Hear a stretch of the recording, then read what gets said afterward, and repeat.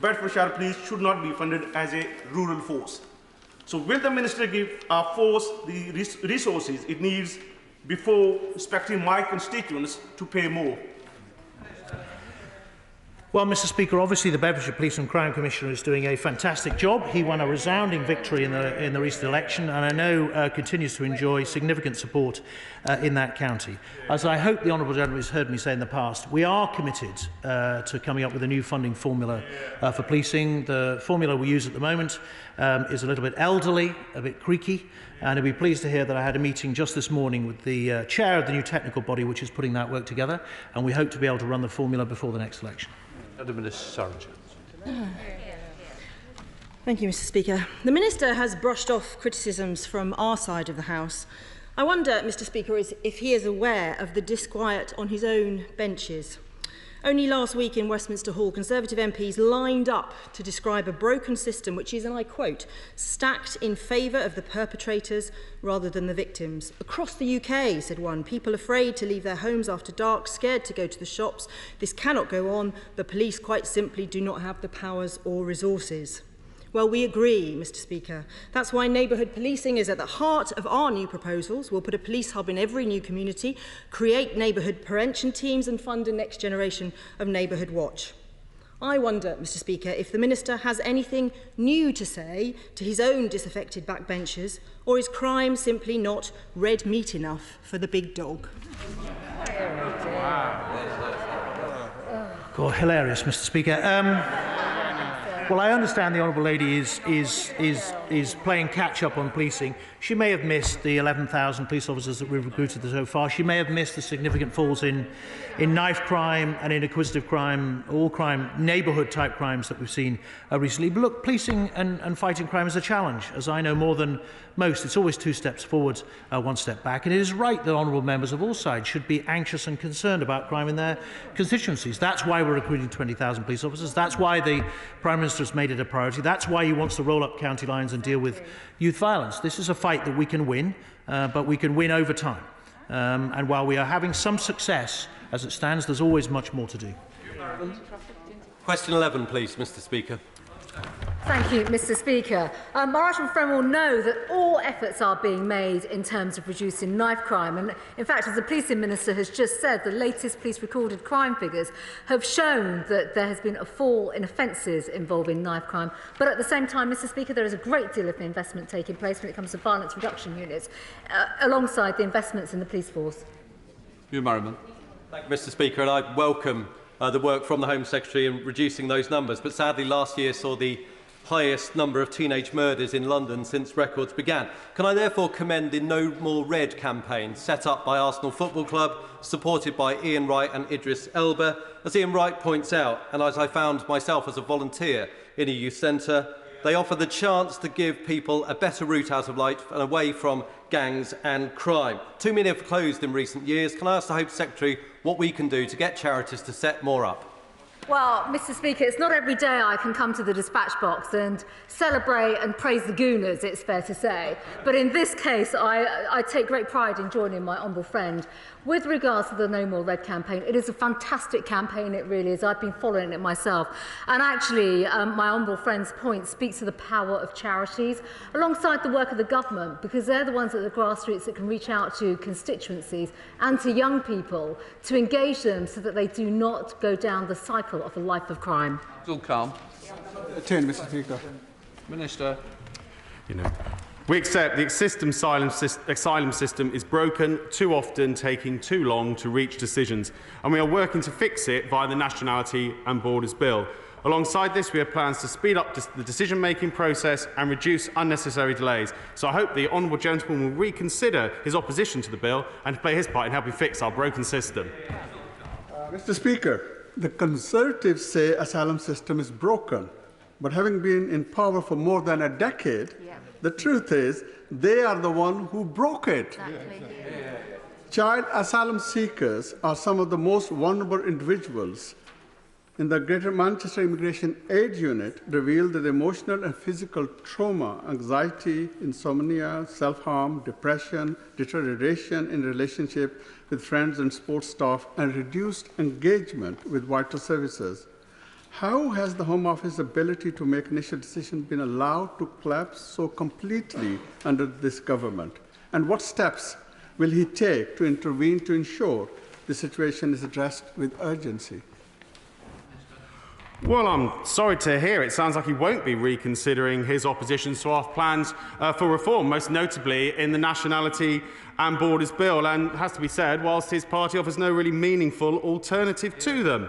But the Home Secretary and I and the whole team in government will continue to focus on our work on reforming and updating a system which ensures it offers resettlement based on need, not the ability to pay a people trafficker. That's what our focus is going to continue to be, and that's what we're working to do. We come to topicals. John Lamont. One, please, Mr. Speaker. Mr. Speaker, the Nationality and Borders Bill was overwhelmingly backed by elected MPs and now being debated in the other place. But ahead of its royal assent, Mr. Speaker, I'm operationalising new changes on disrupting and deterring illegal migration. And this is in line with the new plan for immigration, which, as the House knows, was announced and published last week.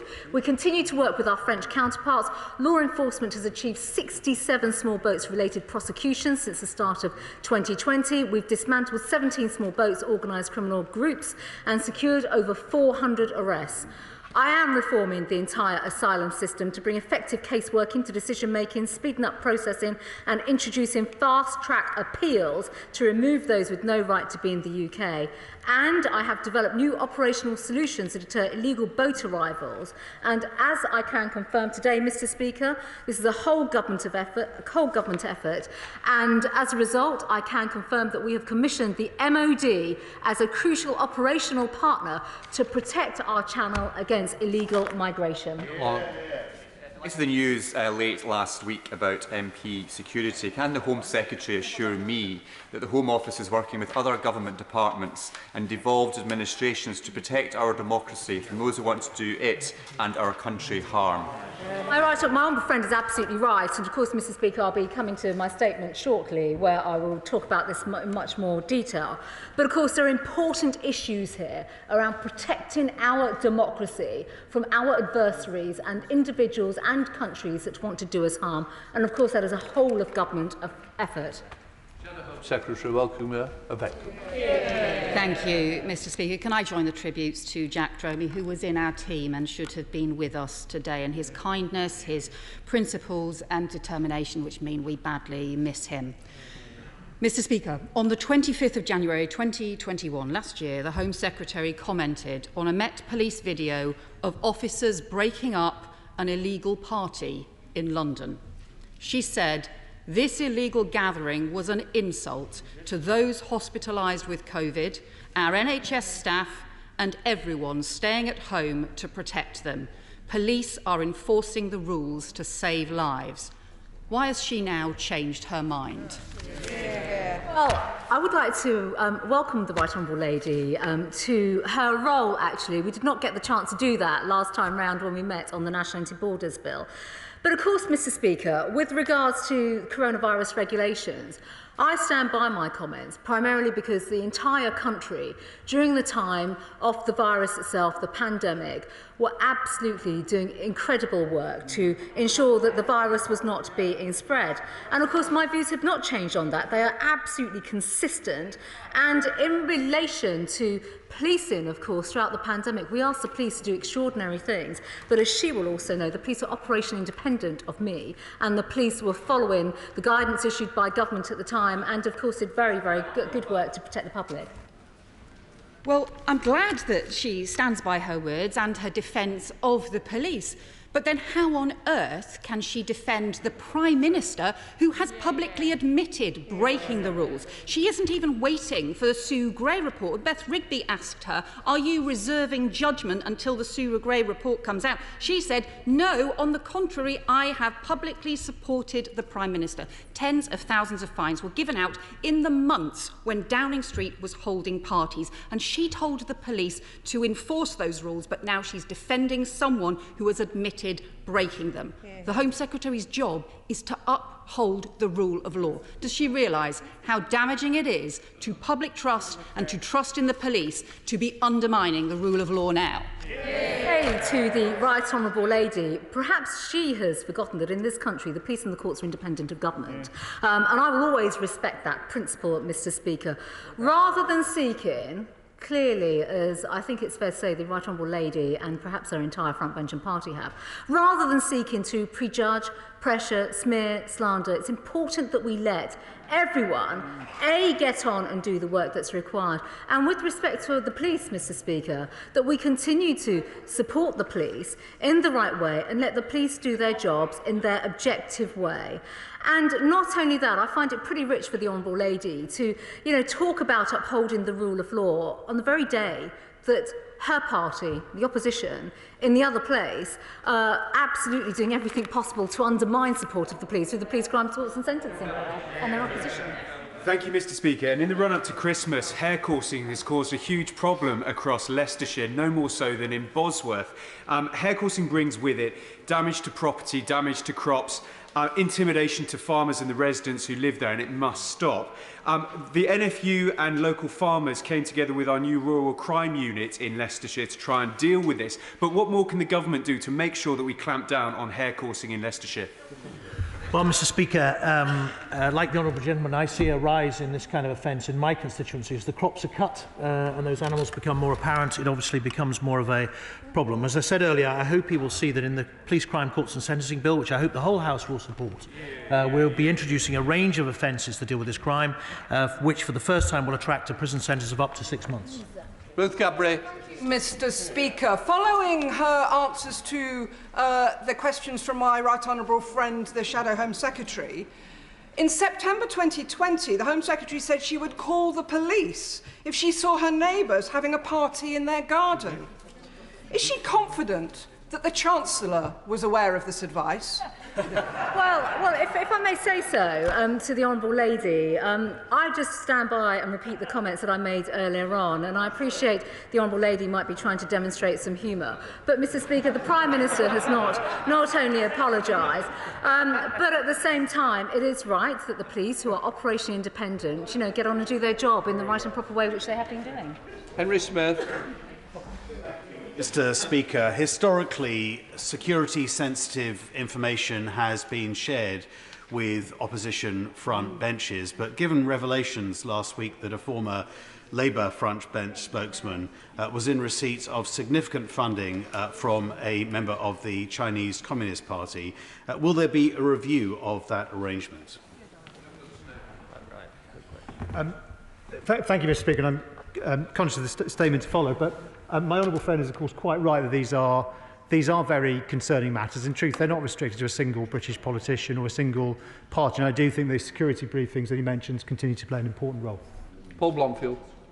Speaker, last week at a briefing for members with the Minister for Afghan Resettlement, Home Office officials indicated that while the department's not introducing a specific family reunion route, there is some flexibility on visa requirements for Afghan family members of British citizens.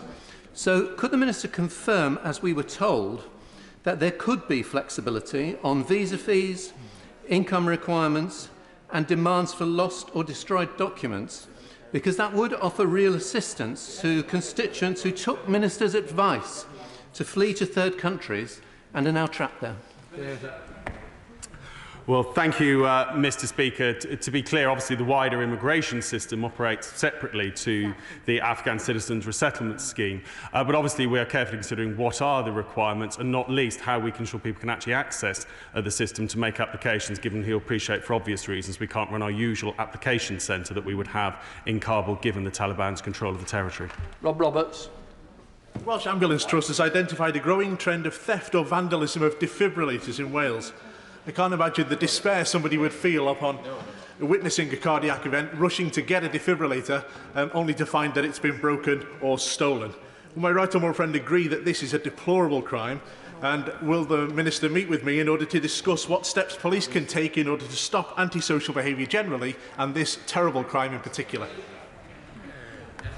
Mr. Speaker, it must be hard for everybody to imagine what kind of twisted mind would think it was a good thing to do to break or steal a defibrillator. And I'd be more than happy to meet with the honourable gentleman to examine the problem in his constituency and indeed to see if it's a problem elsewhere. Lee Reeves. Thank you, Mr. Speaker. Between 2018 and 2021, there were 3,625 spiking reports across 15 police forces in the UK, but just 44 people were charged. Perpetrators are being let off, whilst victims are being let down. So will the Home Secretary give her backing to Labour's amendment being voted on this evening in the other place for an urgent review into the incidence and reporting of this crime, as well as the adequacy of police investigations and the impact on victims? Well, the Honourable Lady raises what is a very, very important and, quite frankly, quite a pressing issue when it comes to spiking and the impact across nighttime economy and much wider across society. We're looking through much of the work we're doing in policing to how we can review this and how we can actually give the support that's required. Confirmation of the extension of the seasonal agricultural worker scheme is of course welcome. However, as it stands, these visas will only be valid for 6 months. Given the developments in technology and science in the horticultural sector, the seasons are much longer. So would my honourable friend give consideration to extending the visas for 9 months, helping alleviate the pressures on farms and the pressures they face at the present time? Thank you, Mr. Speaker. I do have to point out to my honourable friend that extending visas beyond 6 months comes with issues such as payment of the immigration health surcharge and the requirement to issue a biometric residence permit where appropriate. So there are some quite considerable issues with the request, but I'm always happy to talk with him about how we can support the businesses in his constituency. And I would point out the visas aren't restricted to working at one farm already. Alan Brown. Thank you, Mr. Speaker. The reality is the seasonal agricultural scheme has been woefully inadequate. In the last few years, we've seen fruit and veg being left to rot in the fields. Why then does this government think it's clever to introduce a further taper, making it worse? And does he understand what damage he's doing to agriculture? Well, it's safe to say that actually we hadn't seen the maximum number of visas taken up, and the honourable member might want to have a think about some issues that might have affected international travel for seasonal work over the last 2 years, particularly relating to a global pandemic. But ultimately our goal is the right goal, and I think it's the firm goal. I think it's what the vast majority of people across the UK would believe, is that actually in the first instance we should focus on making sure job offers go to our domestic workforce and their key workers are appropriately rewarded. Mr. Wakeford. Thank you, Mr. Speaker. Following the events that have taken place in Texas this weekend, can the Home Secretary provide an update on the UK investigation into the British perpetrator of the attack on the congregation Beth Israel Synagogue and the measures taken to ensure the security of the UK Jewish community? And can I further ask whether the perpetrator was known to security services? Mr. Speaker, first of all, I want to thank my honourable friend for his question. This is a very important matter. And just prior to questions this afternoon, Mr. Speaker, I had a bilateral call with my counterpart for Homeland Security in the US. And let me just say a few things. First of all, we are working with the FBI. In fact, we have been since the incident took place, and there's a great deal of intelligence sharing and work taking place on this. Of course, when it comes to our own domestic homeland, there are a range of measures that are being undertaken right now, including protective security for the Jewish community. And this is obviously a live investigation, so I'm unable to speak about talk about the specifics. Child sexual, criminal and online exploitation are all increasing in this country, all of which can be addressed by joined-up working by government departments, robust data collection on perpetrators and a police IT system that's fit for the 21st century. All of this takes money, vision and leadership. Can the Home Secretary provide that? Well, let me just first of all start by thanking the Honourable Lady for her question, but also her work in this area. And in particular, she's given my department and worked with me a lot on the issue of grooming gangs and child sexual exploitation. There's a wide range of work across the whole of government that's taking place on this, including local authorities, social services, public health. That work is absolutely crucial. Along with, and I know she knows this and has seen the incredible investigatory capability of our crime agencies, national crime agency as well as policing, to go after the perpetrators. And that work is just getting stronger and stronger. Mr. Speaker, further to the point for the Honourable Member for Bury South, a month ago, Faraz al-Jarouzi was convicted of 4 counts under the Terrorism Act. including twice walking around Golders Green with a large rucksack on his back with a Palestinian Islamic Jihad t-shirt on. 3 days ago, Tara Ahmad was convicted of 2 charges of stirring up racial hatred after a complaint on Facebook post which claims that the Grenfell Tower was a Jewish sacrifice. My constituents face this on a daily basis, often by people from outside of the area who are coming in to incite violence and outrage against them. Can the Home Secretary please advise, in addition to the measures she's raised about the disgraceful behaviour in Dallas, that my constituents can expect to receive from the police and security services? My honourable friend is absolutely right to raise this, and let me just be very, very clear, Mr. Speaker. There is no way, under no circumstances, are any of these acts that my honourable friend has spoken about acceptable. They are thoroughly unacceptable, and that is why the police in particular are doing everything possible to go after the individuals. And there are certain individuals, as he will know, who have been on various watch lists, radars, etc., where we come together to ensure the Jewish community and his constituents in particular are fully supported and fully protected. Luke Pollard. The community in Keyham has serious concerns around the amount of pump-action weapons being held in residential areas. Will the Home Secretary agree to meet with a delegation from Keyham to discuss the concerns about how rules around holding pump-action weapons in residential areas can be tightened up? Well, the honourable gentleman has raised just such a vitally important issue and point, and I just want to thank him for his work locally, the work of his local authority and policing as well. And I know he's been in contact with the policing minister on this issue. We'll happily meet with him and others from his community. I know this is a particular issue, and it's something that we absolutely need to come together, work together to resolve. Ruth Edwards. Thank you, Mr. Speaker.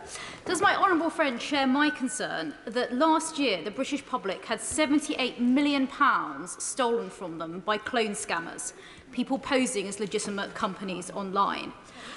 Will my honourable friend work with colleagues from DCMS to set out in law robust identity checks which all online platforms should have to make before letting people take out advertising on their site? Thank you. Well, my honourable friend is quite right about the scourge of fraud and its prevalence online. Of course, we brought fraud into scope for the online safety bill. I'm particularly conscious of the issues that she mentions around advertising, and we continue to work with DCMS colleagues on that. Final question, Carol Monaghan. Mr. Speaker, in our communities we have asylum seekers ready and willing to work in sectors that are experiencing acute shortages, like fruit and veg pickers or HGV drivers.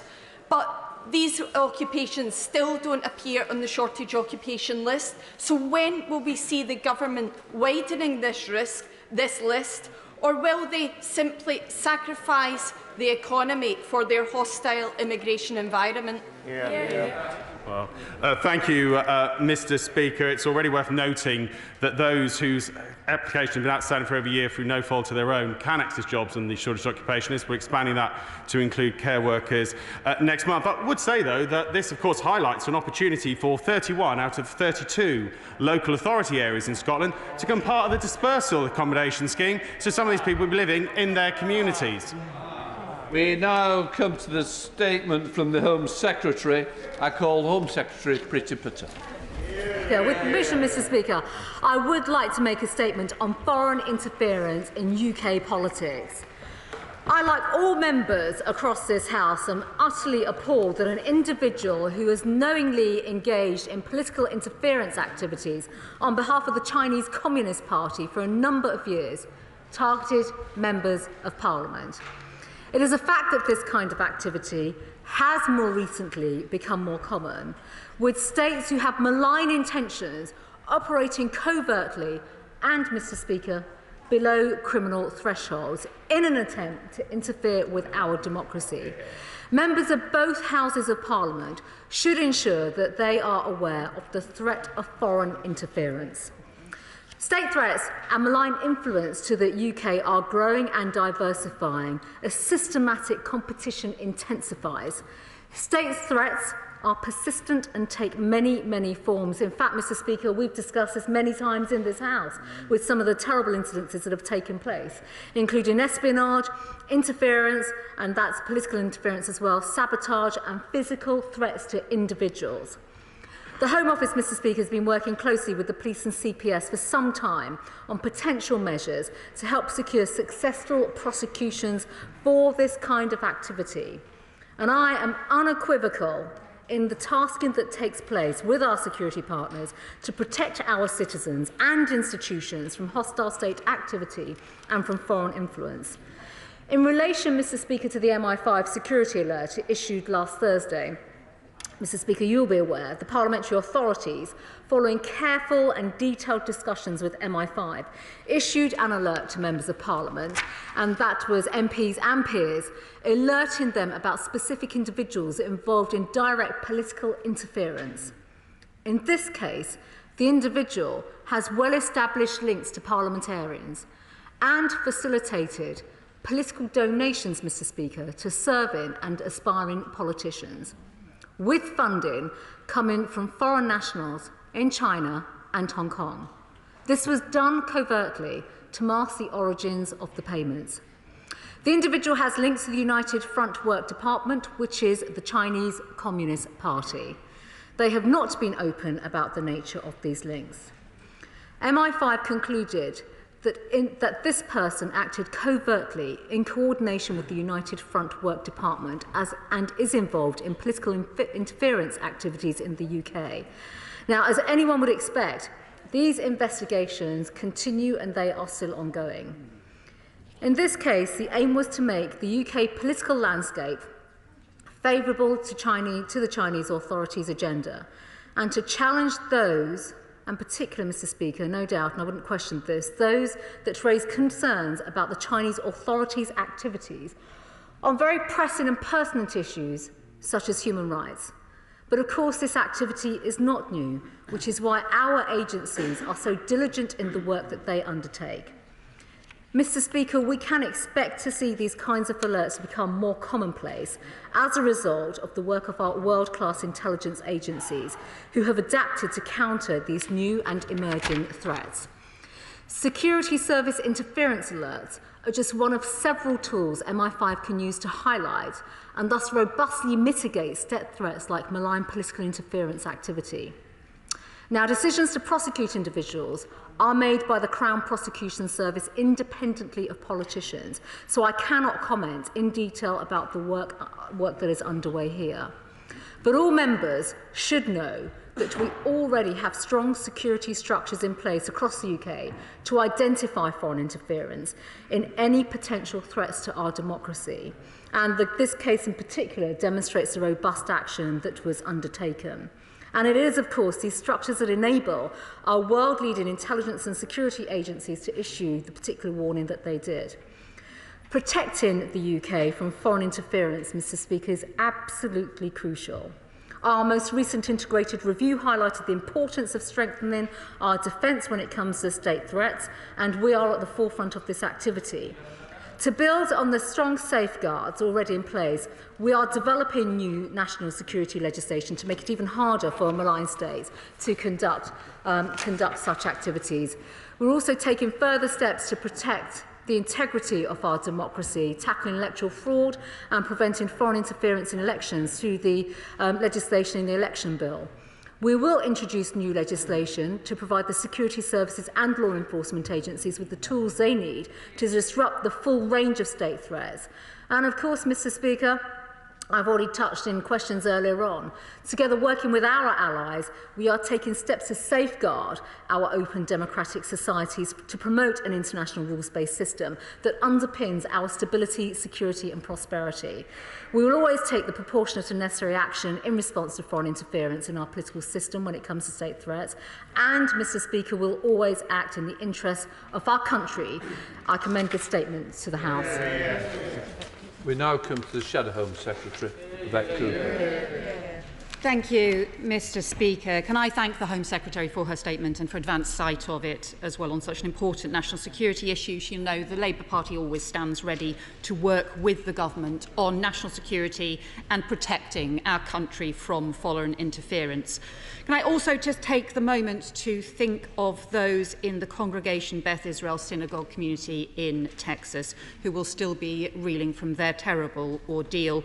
People must be free to worship at synagogue synagogues and other religious sites free from fear of violence across the world. It reminds us we must be unrelenting in our fight against anti-Semitism and against extremism. It is, of course, a deep concern that the hostage taker was a British citizen. I want to give thanks to our intelligence agencies and police forces who are working in cooperation with their US counterparts and other international partners on further investigation into this issue.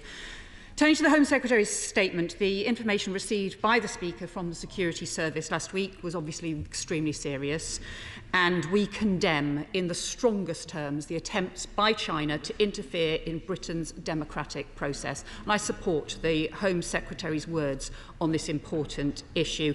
Again, I thank the Security and Intelligence Services for their work on this.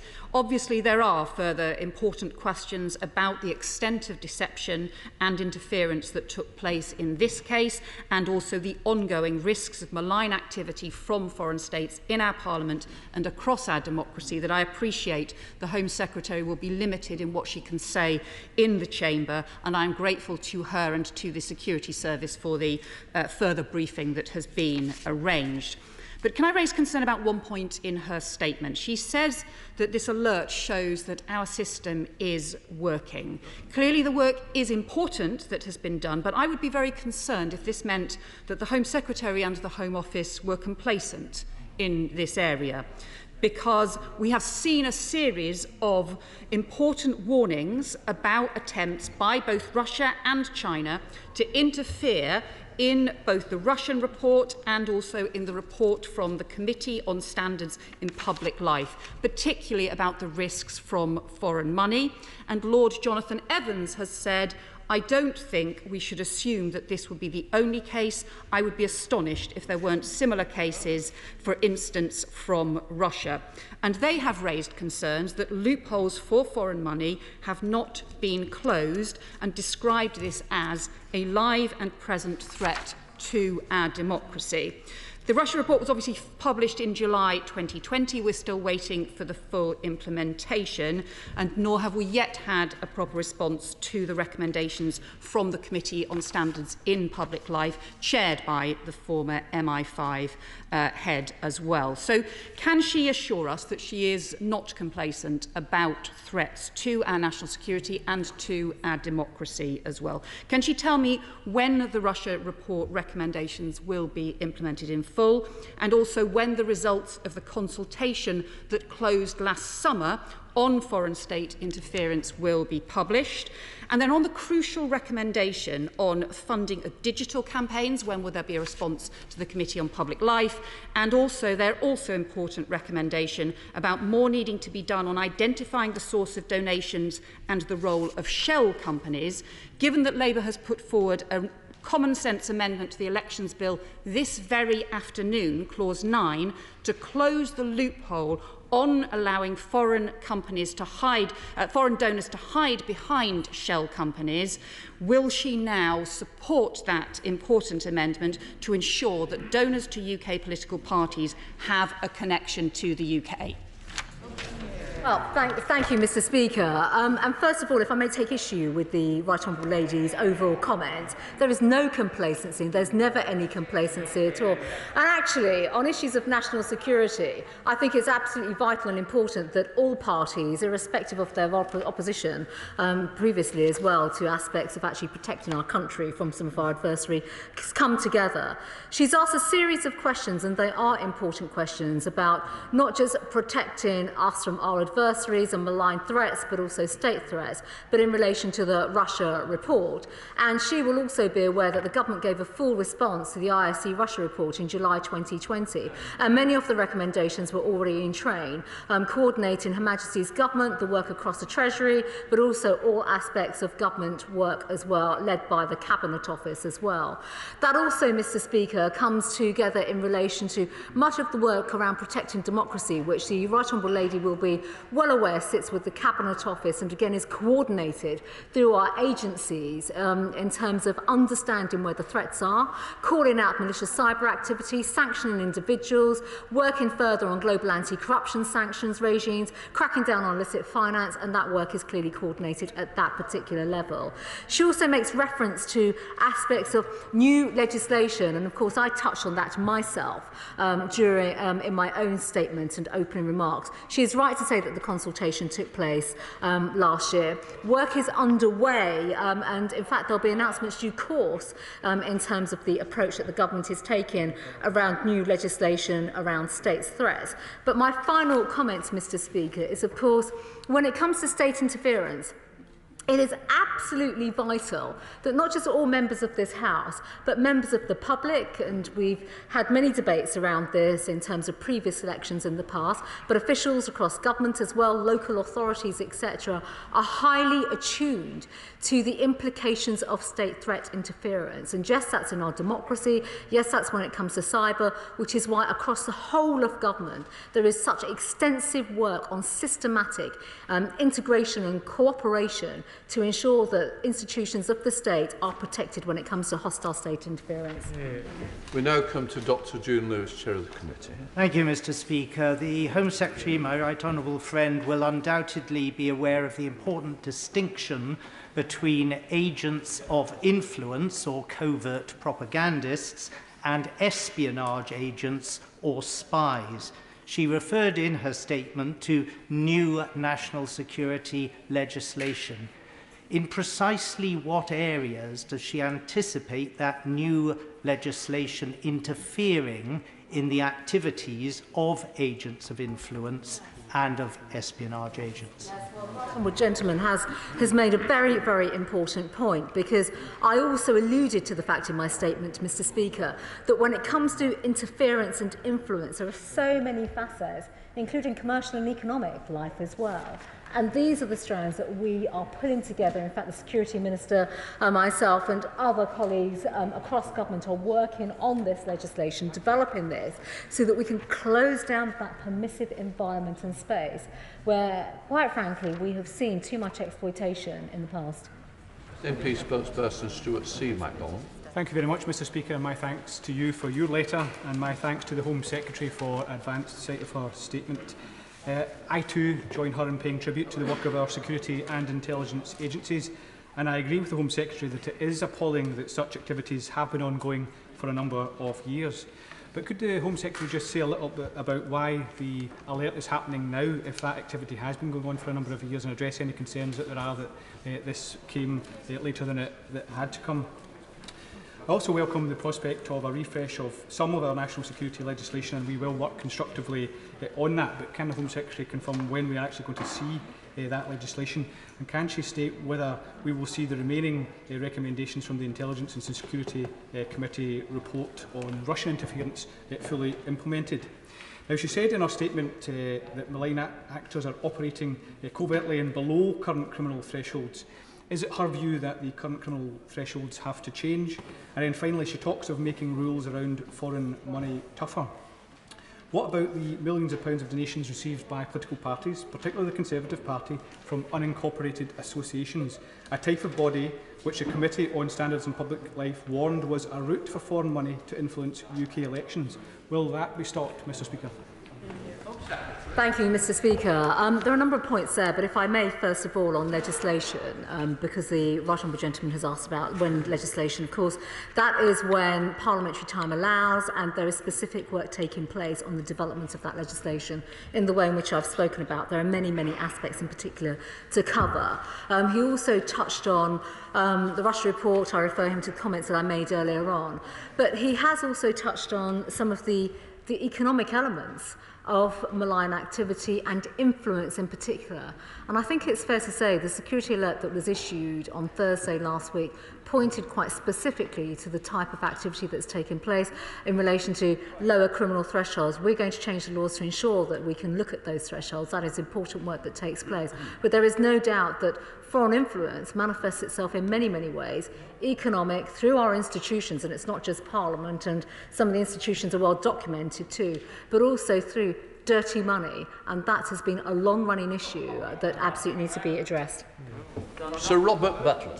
Thank you, Mr. Speaker. It would seem that for some of us, the old adage, beware of Greeks bearing gifts, doesn't seem to be well understood. And the sad truth is that from time to time this has happened in our House. But looking to the future, in welcoming my right honourable friend's statement, would she agree with me that not only is it incumbent upon the government through its new legislation to deal with the criminal threshold issue that she mentions, but also working with the House authorities to make sure that the granting of passes and the funding of APPGs and all those subtle but insidious and increasingly brazen attempts to influence members are stamped out for good? Yeah, right honourable friend is absolutely right, and I thank him for his support, but also not just now, but also when he was in government as well on these very, very issues, on thresholds in particular.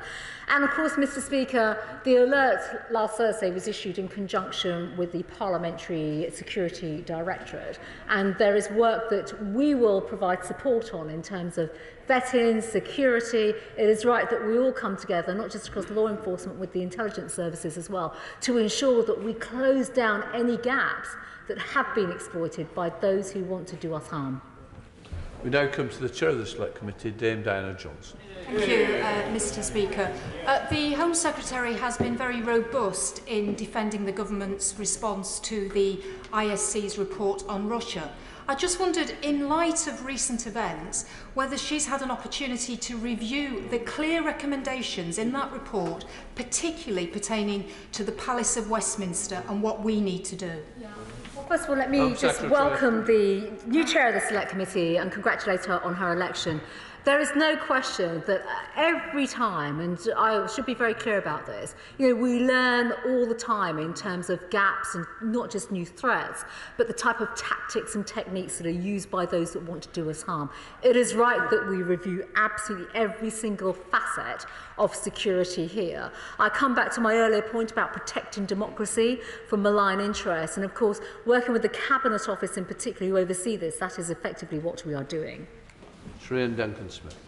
Mr. Speaker, I welcome my right honourable friend's statement, and of course it's shocking that any member of this House should allow themselves to be used by a foreign power. But one of the problems we've got is this is not suddenly emerging. We have now a real problem with China. There are over 13 organisations hell-bent on that purpose, hiding in public view, working with the United Front and other organisations to report back to China. We know there are 4 people that we've failed to sanction, that the Americans have sanctioned for complicity in the Uyghur genocide that's going on. The government's got to get tougher even still. And can I just say, the problem right now is that in the integrated review that my right honourable friend quite rightly referred to, we refer to Russia as a threat, but China as a systematic challenge. Just given that the head of MI6 said that the biggest single priority for MI6 was adapting to the world affected by China, doesn't she think, like I do, that it is time to change our position and call China the threat that it really is to us? Well, my right honourable friend speaks a great deal of sense on this issue, and I think he's just highlighted and spoken very, very clearly about, as we've seen in this House alone, the direct threats when it comes to undermining our democracy. And not only that, Mr. Speaker, I mean, if I may, I'm very conscious that a number of our parliamentarians have been sanctioned by the Chinese government as well for speaking out. Quite rightly so. We live in a free country and an open democracy, and we are privileged to do so, for speaking out very clearly and rightly so against abusive actions of the particular government at hand. So it is right that we constantly review all our threats from adversaries. They manifest themselves in different ways, and I can give him my complete assurance that I will be working with my colleagues across government to make sure that that absolutely happens. Beauregard. Mr. Speaker, through you, may I please thank members from all across this House for the kind messages I've received over the past few days. I welcome the Home Secretary's statement and the work of the security services in protecting Parliament. Will the measures she has announced help MPs to get extra support when making the required checks about the true source of any donations? She will know the security services told me their alert was based on specific intelligence of illegal funding, which did not relate to the donations that paid for my office staff. Those ceased in 2020. So is she able to tell the House what steps she's taking to ascertain where the tainted money ended up? Home Secretary.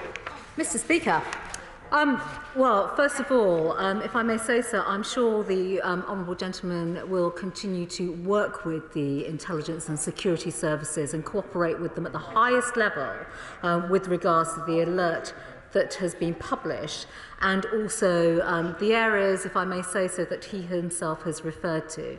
It is a fact, Mr. Speaker, that across this House we will absolutely come together to do everything possible in terms of protecting the integrity of our democracy and all honourable members from such malign interference and threats. And of course I look forward to working with you, Mr. Speaker, to close down some of these permissive loopholes that have clearly been exposed in the way in which have been so public in the last few days. Tom Tugendhat. Thank you, Mr. Speaker. It's a great pleasure to hear my right honourable friend's statement today. The work that she has done in defending this country from foreign interference and indeed in protecting British nationals who have been under threat of Chinese state propaganda and influence has been impressive, from her work on the Foreign Affairs Committee to her work in the Department and protecting British nationals overseas.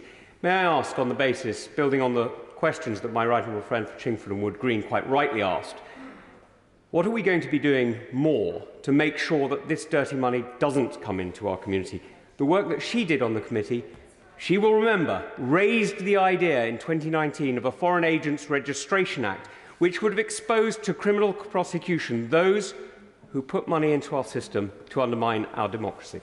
Well, my honourable friend absolutely knows my own views in terms of the whole area of foreign agent registration. And the need to, this isn't shining a spotlight anymore, this is putting the full beam of transparency around the dirty money that comes into our country. And it's fair to say, Mr. Speaker, if I may just have your indulgence for a second, I mean, for those of us that spend time reading banking reports and financial reports as well, it has been self-evident in terms of being able to follow the money that has had the most corrosive influence in some of our institutions. So I've referenced, Mr. Speaker, already new legislation that will come forward. This is absolutely an area that we are keen to pursue, working with our colleagues across government, and that is something that my department will lead on. Chris Brown. Thank you, Mr. Speaker. I completely agree with the Right Honourable Member for Chingford. I think we have to have our eyes wide open about possible infiltration of British politics from Iranians, from Russians and from China. And I think that the government should indeed be sanctioning Chen Jianguo, Zhu Hailun, Zhu Changqi, Huo Linjun, and for that matter, Carrie Lam, who have been undermining human rights both in Hong Kong and in China. But my biggest anxiety is, we've been saying now for quite a long time, ever since she was on the Foreign Affairs Committee with us and we produced the Moscow's Gold Report, that we needed to make sure that it was illegal to act as a foreign agent in this country. And the Intelligence and Security Committee report says quite clearly in paragraph 111, this still isn't the case. Now, I know she's been consulting on it. Can I just tell her, get a blasted move on? Home Secretary. No, the right honourable gentleman makes his point very powerfully. No question about that. And he knows effectively the work that I am trying to push forward on this, but also the need to bring forward the legislation. We've had the consultation. We have to consult clearly. And as I have said already, Mr. Speaker, we are going to be bringing forward the legislation. We need the parliamentary time to do this. We've got a busy timetable, and we are absolutely working. No, Mr. Speaker, we're absolutely working to do that. To Law. Thank you, Mr. Speaker. Can I declare an interest as someone who has been banned, not bunged, by the Chinese government? And, Mr. Speaker, you very boldly and rightly banned the Chinese ambassador to coming from the Palace of Westminster when 7 parliamentarians and our families were sanctioned by China. Does the Home Secretary agree that it would be right that anybody determined to be an agent of influence or people close to them have no place, coming to this place, sharing the resources, having access to ministers, parliamentarians and intelligence or any other government department? And will she also make sure that there is a proper audit of the activities of the United Front Work Department and the harassment and intimidation they bring to members of the Chinese diaspora around the country as well? Well, my right honourable friend has just really articulated very clearly the extent to which we've been experiencing across the board here, but obviously for the diaspora community as well, intimidation and harassment. And I have to say, Mr. Speaker, having brought forward the scheme to secure British nationals overseas, I heard the most harrowing tales, the most appalling cases and abuses of people from the B&O community that were just subject to all sorts of dreadful, dreadful things. So he is right, and I do just want to give assurance on a number of fronts, actually. First of all, if I may, not just in relation to Parliament and this House, but across government and government departments as well. There are audits taking place. Let me just make this very, very clear around individuals that could have or may have had access to government departments over a period of time, but also in terms of meetings that may have taken place, and not just with ministers, but actually with officials as well. These alerts going forward, Mr. Speaker, will also be shared with officials, not just in Whitehall, but across the country, local government, because we do know that the footprint goes much wider than just at the heart of government. Sarah Owen. Thank you, Mr. Speaker. I thank the Home Secretary for her statement. It's truly sickening that anyone would attempt to infiltrate our Parliament, circumventing the security of this place and even that of Prime Ministers. I am also deeply concerned that following a massive spike over the last 2 years in racist attacks levelled at East and South East Asians during the pandemic, that we may see this serious incident cause the rest of an entire community and ethnicity to become targets for abuse yet again. What will her department do to ensure that that does not happen?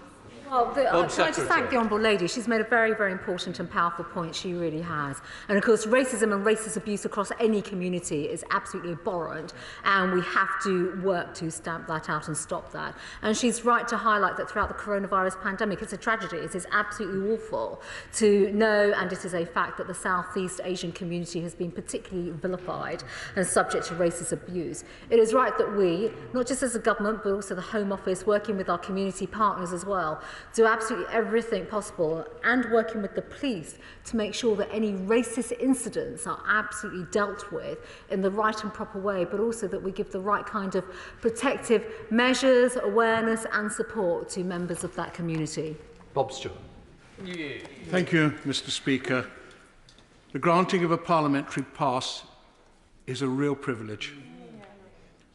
And I think that all of us should take responsibility to help the House authorities and the security service when we are actually looking at people in our own offices, because we have the right to nominate people.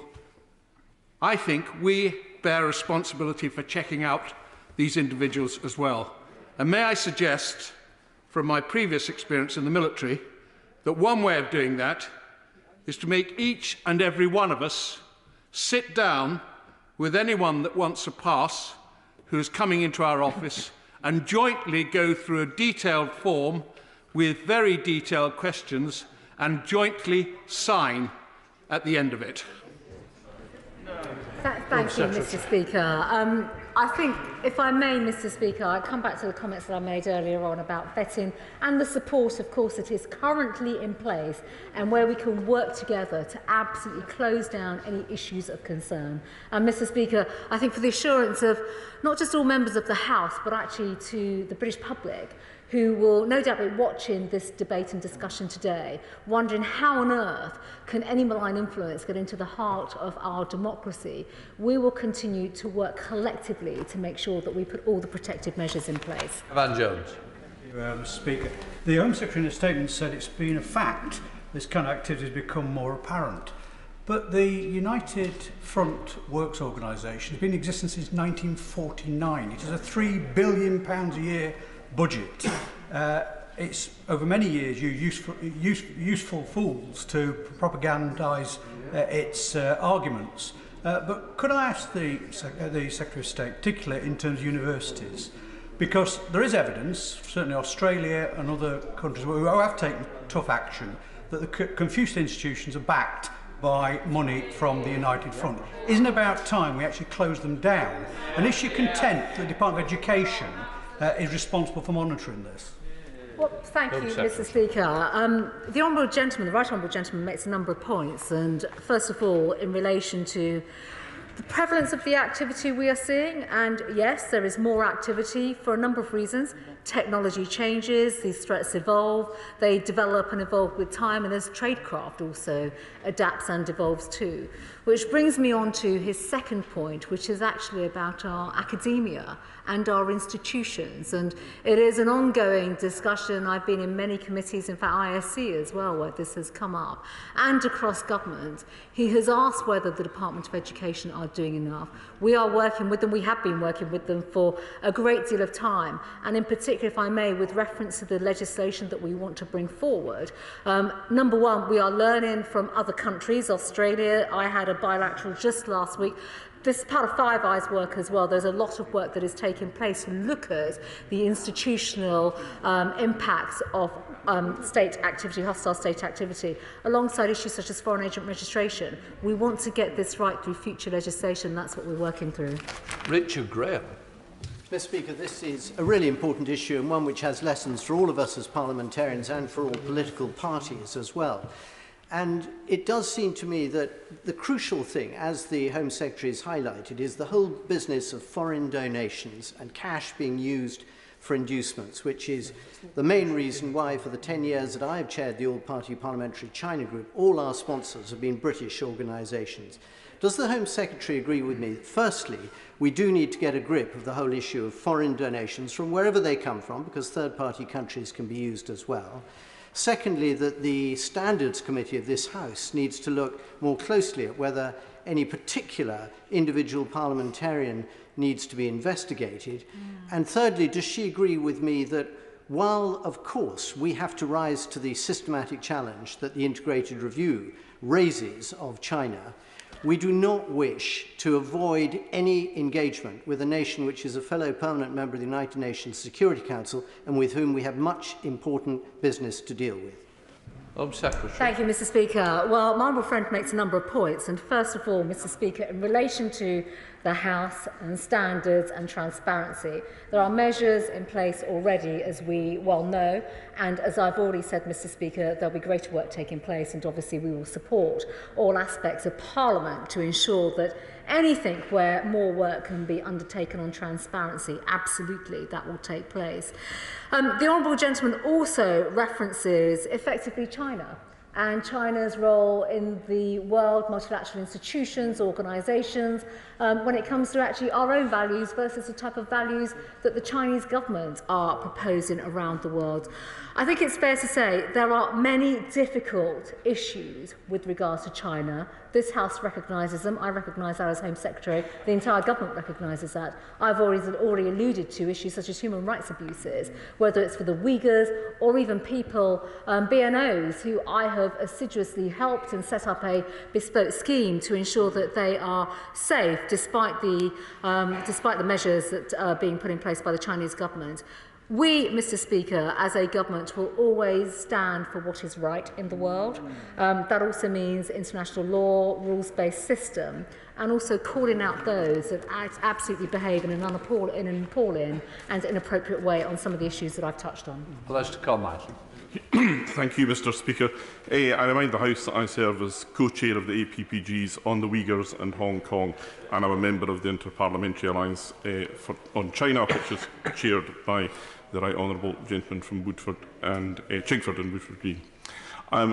Can I say to the Home Secretary, I've heard what she said in relation to the implementation of the Intelligence and Security Committee's Russia report, and I hope now that there will be a bit more urgency in the implementation of the recommendations of that, not least because we anticipate before too long the issue of their China report. But can I say to her also that if this is to be done effectively and that this House and indeed this Parliament can then present a united front to the outside world, she should really be working now with all parties parties across this House in order to build the consensus necessary to implement these recommendations. Well, no, I thank the Right Honourable Gentleman for his comments and his points, and absolutely we will always, on issues such as national security, intelligence cooperation, he himself is privy to much of that work as well, and will understand the approach that we do take. When it comes to legislation, obviously this is under development. There's a whole raft. There are just so many aspects where we know we need to legislate. I've touched on criminal thresholds that need to be looked at, but also the changing nature of the threats, schemes that we are looking at that are already run in other countries, jurisdictions overseas, and how we can apply them to our own jurisdictions. That does take time to work through them. But of course, let me just give the House, Mr. Speaker, every assurance that we will work in a collaborative way on these measures. Bob Seeley. Thank you, Mr. Speaker. 2 years ago, I wrote a paper on how to bring in a foreign lobbying law into the UK. The Security Minister has a copy of that. With great respect to the Home Secretary, I think these scandals are just going to carry on as they have been doing ever since I got here, until we update our espionage laws, until we update our domestic lobbying laws, and until we bring in a foreign lobbying law. The Australians and the Americans, examples of which I looked at in the paper, they have robust laws that cover banking, that cover finance, that cover law, that cover politics, that cover information. We need these laws, otherwise these scandals will just keep on coming, as sure as eggs is eggs. Thank you. My is absolutely right, but he has also just touched on the wide-ranging nature of threats. And of course that covers, as I've touched on, Mr. Speaker, institutions, finance, all aspects of direct harm to individuals. There's a great deal of work taking place, as he will know, on the economic front, on the financial front as well. And I know he and the Security Minister discuss much of this too. Let me just give him the assurance that through the work that we are undertaking, and he's very welcome to come and have further meetings with us on this, he will see the way in which we are pulling these strands together, but importantly also learning from some of those other countries that he's referred to in his own previous report as well, where we are looking to create similar types of schemes, but obviously within our legal framework and within the lawful way in which we can actually implement them. Stephen Kinnock. Thank you, Mr. Speaker. The Chinese state holds a 33% stake in Hinkley Point, a 10% stake in Heathrow Airport, a 9% stake in Thames Water, and moreover, a number of the UK's top universities have ties with Chinese and military-linked research centres. For more than 18 months now, the Labour front bench has been calling on the government to undertake a comprehensive audit of every aspect of the UK-China relationship so that our businesses, universities and public figures are aware of the risks and the threats to our national security. Will she now agree to get this audit underway as a matter of the utmost urgency? Well, I thank the Honourable Gentleman for his question and actually the context of his question as well. He has just highlighted the extent to which China has been investing in the United Kingdom across our utilities, across various aspects of business, our institutions, academia, as we touched on earlier on as well. Which is why, of course, we have the National Security and Investment Act, which is a response to many of the things that have taken place, predating many of us in office and some aspects of this government as well. We constantly have to not just keep a watching eye, but review and look at the investments that are coming into the United Kingdom. And that work is taking place across the whole of government. Ashrat Gandhi. Mr. Speaker. I thank my right honourable friend for her statement. The word covert has been used quite a bit, but the Chinese Communist Party are acting in plain sight. They are threatening the House, they are threatening MPs, then they sanction MPs who expose what they are up to. And my question to my right honourable friend is, where is the organising force of this government? And I respectfully say to the Speaker the same, where is the organising force for this House in defending our democracy and also ensuring that we aren't complicit in genocide?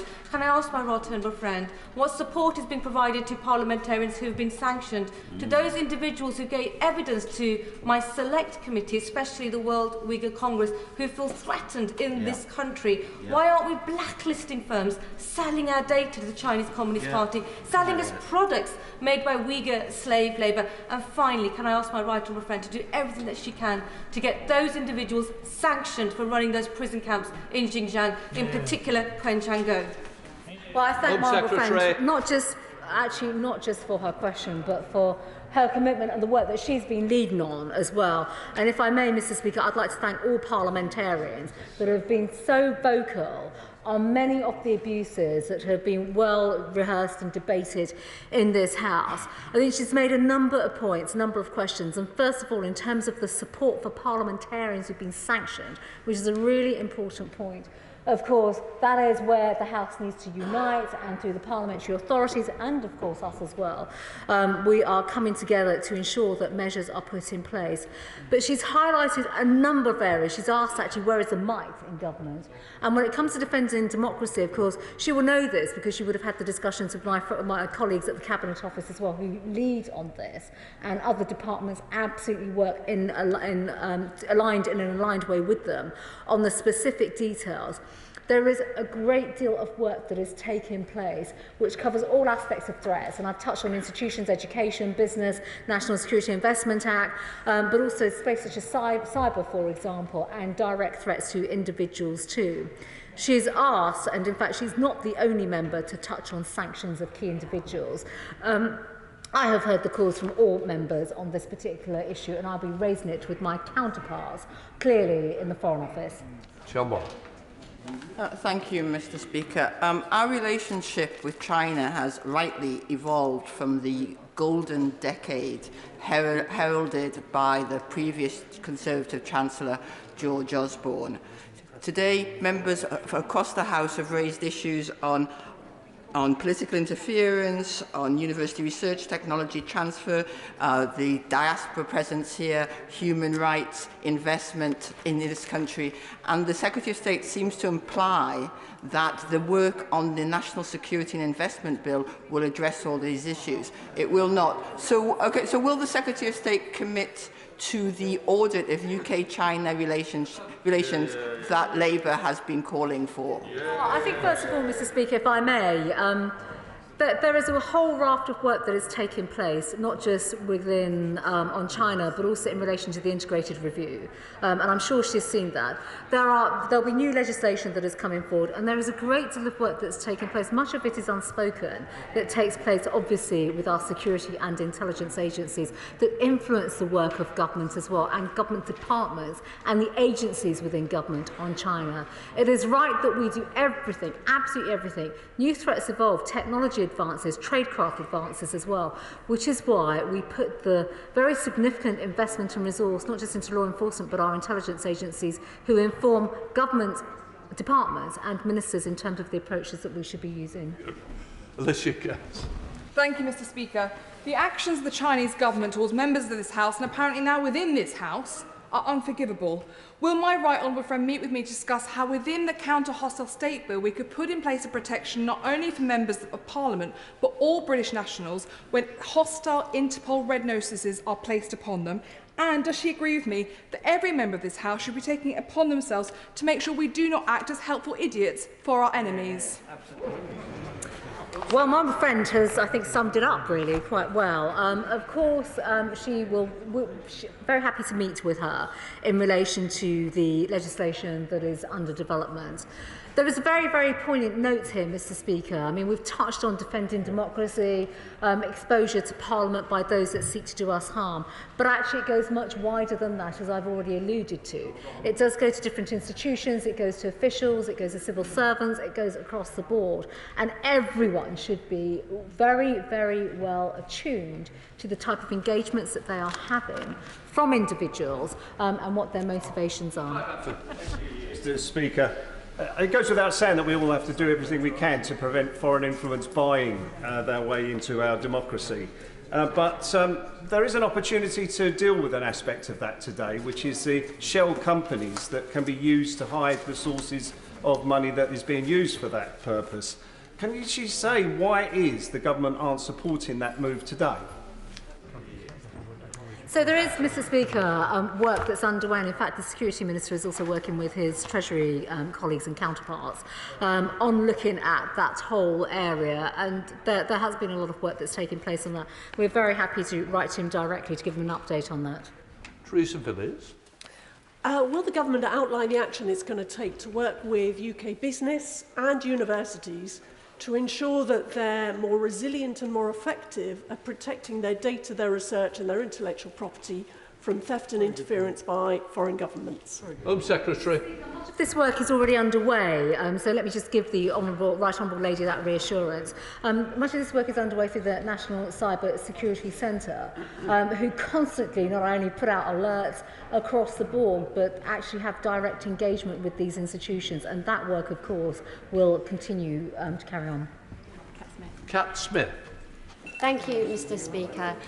Further to the Home Secretary's answer to my honourable friend for Eltham, tonight this House will be debating the Elections Bill, and whilst it's important to make sure that we can close loopholes which allow foreign money to flood into our British democracy, it's also important to make sure that we don't create new loopholes. So can I draw the Home Secretary's attention to the changes which will allow millions more citizens overseas to donate to British politics? And can I ask her, in light of what she knows from the Russia report, which the Minister for the Elections Bill hasn't read, as she told us in committee, with her knowledge of that, can she say, does this Elections Bill make us more or less safe from foreign interference in British politics? I think it's important to say through the Elections Bill actually covers a whole range of aspects of protecting democracy and also electoral reform. But I think it's really important right now to recognise the work that is taking place across the board with the Cabinet Office, and I know Cabinet Office ministers later on will be speaking much more about this. Nikki.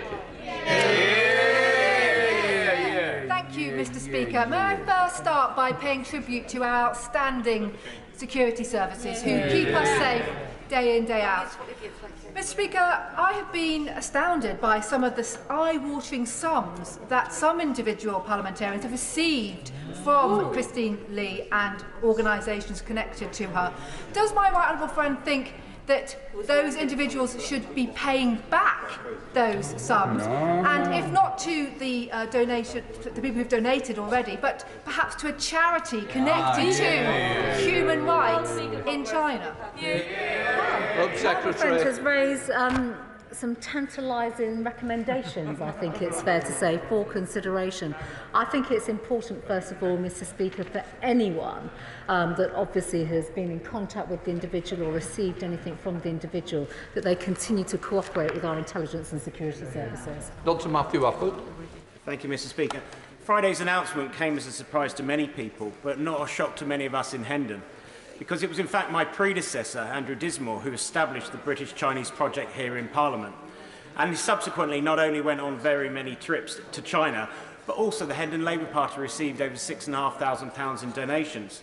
When I was first elected, representatives, I can only presume, who were connected to this individual, came to me and I rejected their overtures.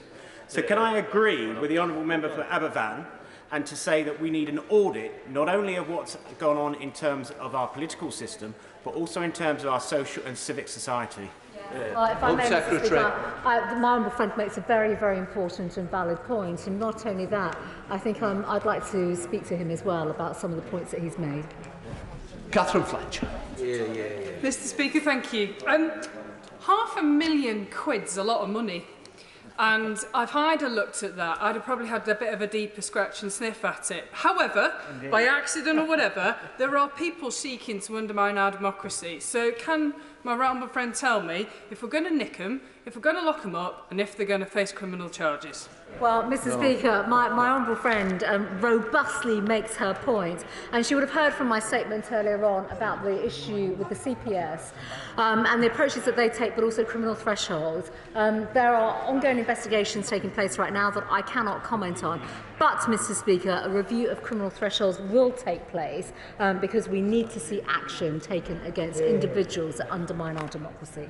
I'd also like to add, quite rightly, we will work very closely between the Home Secretary and the services and this House to ensure that members are kept safe, that we do put the right protection. And I will also stress from this chair, I think it is wrong. I think the time has come for China to lift the sanctions against members of this House and the other House.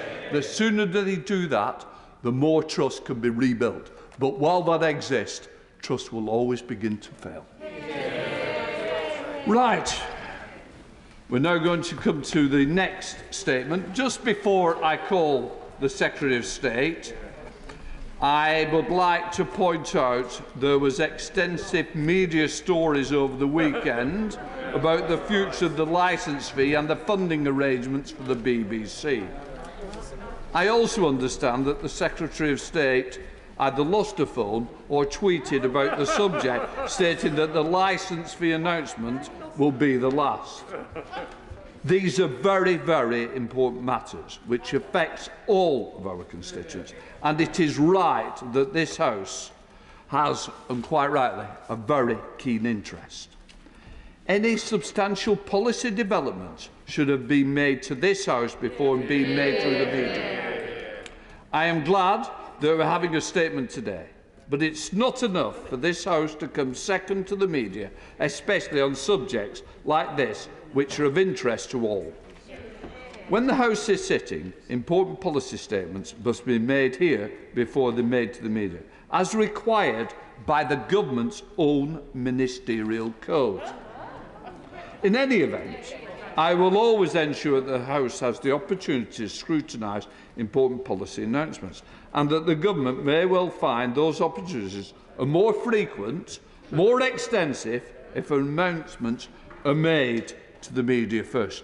And I would say I have the greatest respect for the Select Committee. I have a great respect also for the Secretary of State.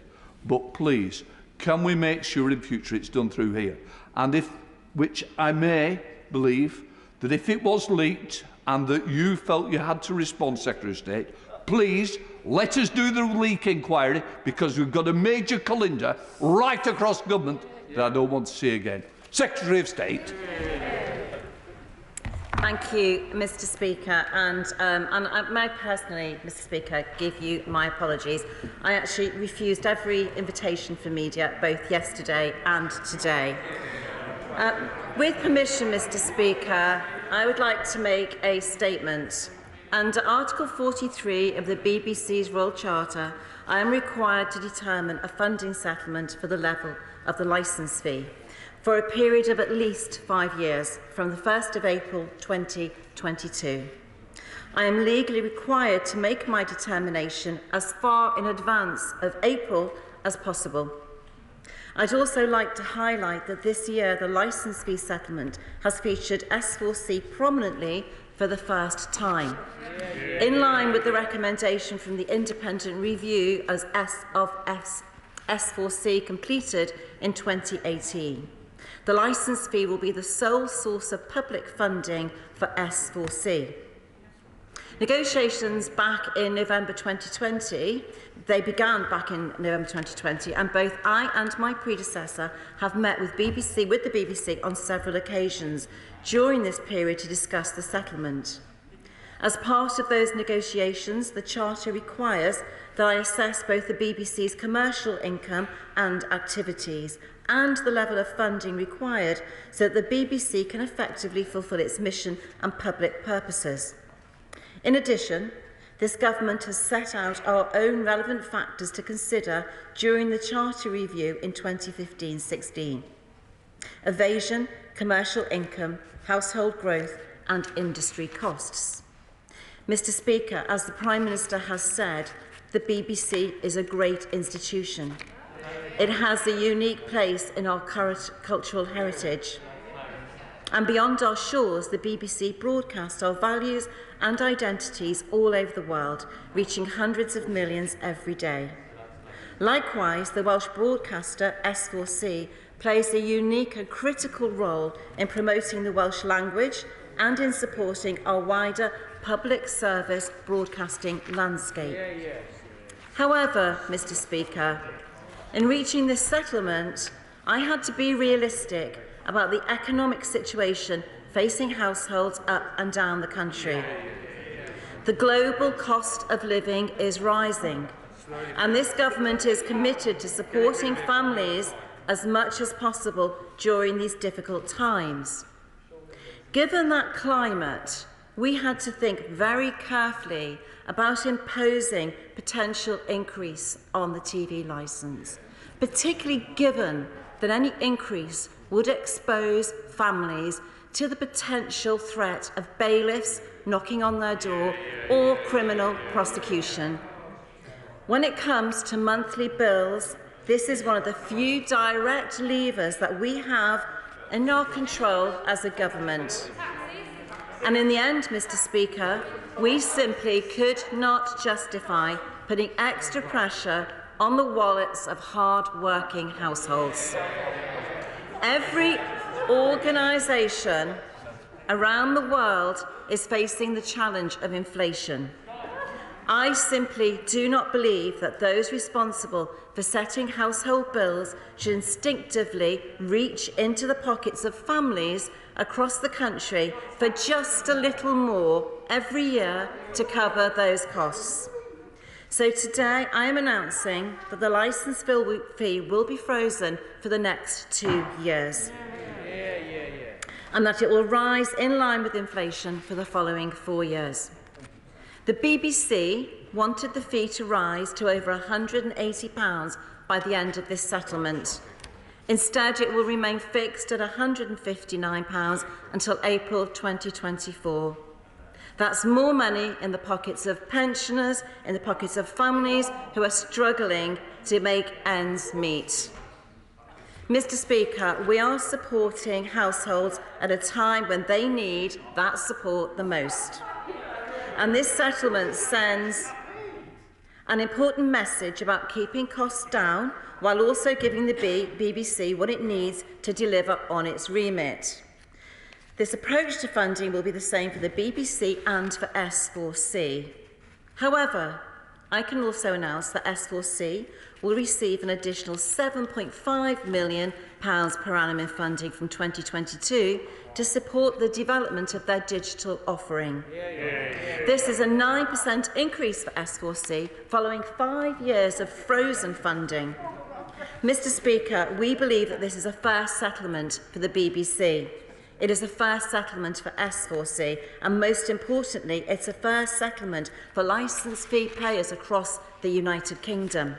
And let's not forget, the BBC will continue to receive billions in annual public funding, allowing it to deliver its mission and public purposes and to continue doing what it does best.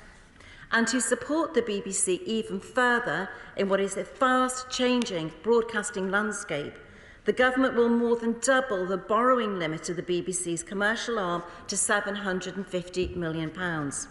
This will enable the BBC to access private finance as it pursues an ambitious commercial growth strategy, boosting investment in the creative economy across the UK.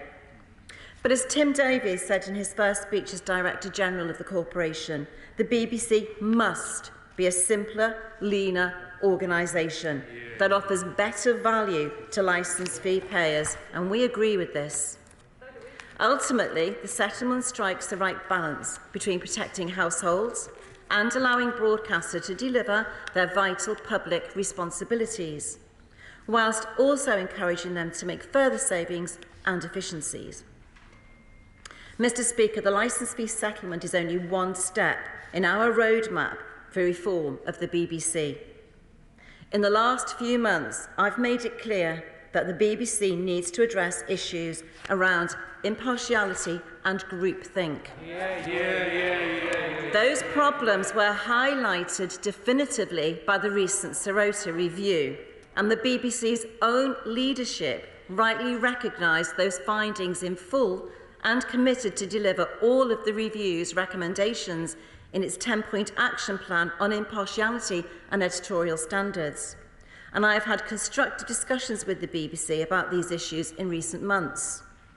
But the BBC now needs to put those words into action.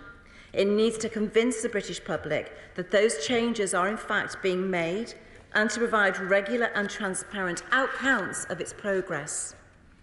We will shortly begin the mid-term review of the BBC's charter, which will consider the overall governance and regulation of the BBC. And a key part of that review will look at whether the BBC's action plan on impartiality has in fact materially contributed to improving the internal governance of the organisation. But it's also time to look further into the future.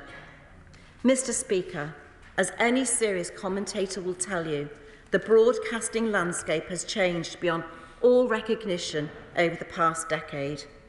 We're living in a world of streaming giants, of on-demand and on pay-per-view and smart TVs. Technology is changing everything. 97% of homes already have super-fast broadband.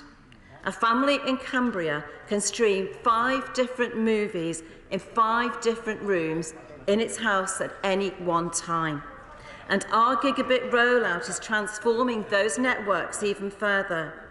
Over 65% of UK households now have access to the fastest connection on the planet.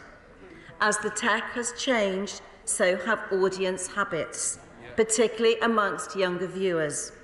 So it's time to begin asking those really serious questions about the long-term funding model of the BBC and whether a mandatory licence fee with criminal penalties for individual households is still appropriate. As we have said before, we will therefore undertake a review of the overall licence fee model, and those discussions will begin shortly. Mr. Speaker, the BBC has been entertaining and informing us for 100 years, and I want it to continue to thrive and be a global beacon in the UK and in the decades to come. But this is 2022, not 1922. We need a BBC that is forward-looking and ready to meet the challenges of modern broadcasting. A BBC that can continue to engage the British public and that commands the support from across the breadth of the UK, not just the London bubble. A BBC that can thrive alongside Netflix and Amazon Prime and all of its other challenges which attract younger viewers. The licence fee settlement represents a significant step in that journey and in our wider reform of the BBC. I look forward to continuing working with the BBC and others across the industry over the coming years to secure the future of these vital British services. I commend this statement to the House. I now come to the Shadow Secretary of State, Lucy Powell. Thank you very much, Mr. Speaker, and I completely agree with you that it's a disgrace that announcement of this importance was not first made to Parliament, and I look forward to the leak inquiry that you mentioned as well. May I take this opportunity to congratulate the Secretary of State for coming top of the teacher's pet list. She was the first Cabinet Minister to tweet support for the Prime Minister. She was the first to volunteer to do a broadcast round. And now she's been the first to throw up a distraction and in finding someone else to blame for the Prime Minister's disintegrating leadership. The BBC's reporting, of course. The licence fee deal must be fair to fee payers, whilst ensuring the BBC can do what it does best. There should be no blank cheques. However, the government claims this is all about the cost of living crisis. I mean, pull the other one. What is it about the £13.57p a month that marks it out for such immediate and special attention to address the cost of living over the £1,200 a year increase in energy and household bills, or the £3,000 a year taxes increases that her government has imposed? Is the licence fee really at the heart of the cost of living crisis? Or is this really about their long-standing vendetta against the BBC? Now it's part of Operation Red Meat to save the Prime Minister from becoming dead meat. Apparently, negotiations with the BBC hadn't even been finalised when the Culture Secretary gave the details to the Sunday newspaper on the very weekend the Prime Minister's position was most in peril. I leave it to you and others, Mr. Speaker, to judge the timing of that. She has proven today the Conservatives may know the price of the licence fee, but not its value. The last time they targeted it, the over 75s paid the price. So what assessment has she made of the impact of this 2-year freeze on BBC output and commissioning and on the wider creative industries more broadly? Is she happy to become the Secretary of State for repeats? But this isn't enough. Oh, there's more coming, there's more coming. We've got lots of fun to be had with this, don't worry. But this isn't enough red meat for the Culture Secretary. She won't stop until her cultural vandalism has destroyed everything that's great about Britain. Vandalism is exactly what it is: to tweet on a Sunday with no notice, no discussion or thought, the end to the unique funding of the BBC altogether, without any clue as to what will replace it. So perhaps she will explain how the BBC will continue valued services that just wouldn't be commercially viable. First, how can it continue to support local journalism where so many have recently failed? In many areas, the BBC is the last local news desk standing. Second, how would a commercial-only BBC be able to play such a crucial role, as it has done, to levelling up and growing the creative industries across our regions and nations, from Cardiff to Salford and elsewhere? They're silent on that one. I support the increased funding for S4C, but they claim to support the union. So what assurance can she provide for the continuation of distinct broadcasting in Wales, Scotland and Northern Ireland when there's no licence fee? Third, would her cutback BBC be able to continue with the World Service and its global soft power, which her government's review only last year described as the most trusted broadcaster worldwide? Would it? Finally, what would happen to BBC Learning, Bite Size and children's educational programming, which frankly did a much better job than the government did of getting high-quality education into children's homes during lockdown when they couldn't even provide an iPad? The impartiality of the BBC is crucial to trust in it. By explicitly linking the charter renewal to the BBC's editorial... Order. Quite rightly, I wanted to the Secretary of State in silence. I expect the same respect to be given to the Shadow Secretary of State. And those voices that I keep hearing, I know who's behind the mask, so let me reassure you that if you want to go out early, don't let me help you on your way. Lucy Powell. I actually know that the honourable member is a big fan of mine, but he's just trying to hide it behind his mask secretly. The impartiality of the BBC is crucial to trust in it. By explicitly linking the charter renewal to the BBC's editorial decisions, the government sounds more like a tin pot dictatorship than a healthy democracy. The BBC creates great quality British-produced programming, from royal weddings to Strictly Come Dancing to Great British Drama and championing of new music. It's at the cutting edge of harnessing the digital age. Of course it needs to change with the times and review its output and reach, but it is a well-loved, trusted British treasure. It is the envy of the world. But the government is in trouble, Mr. Speaker. The Prime Minister is casting around for people to blame, and the Culture Secretary has stepped up to provide some red meat. Well, it won't work. This is not how the future of our jewel in the crown and the cornerstone of our world-leading creative industries should be determined. She will have a fight on her hands if she wants to destroy it. Thank you. Secretary of State. Thank you, Mr. Speaker. I think there are about 30 questions in that statement, so I'll try just to address the top points. So, first of all, Mr. Speaker, it is nobody's intention to destroy the BBC. In fact, I completely agree with the Honourable Lady, it is a beacon.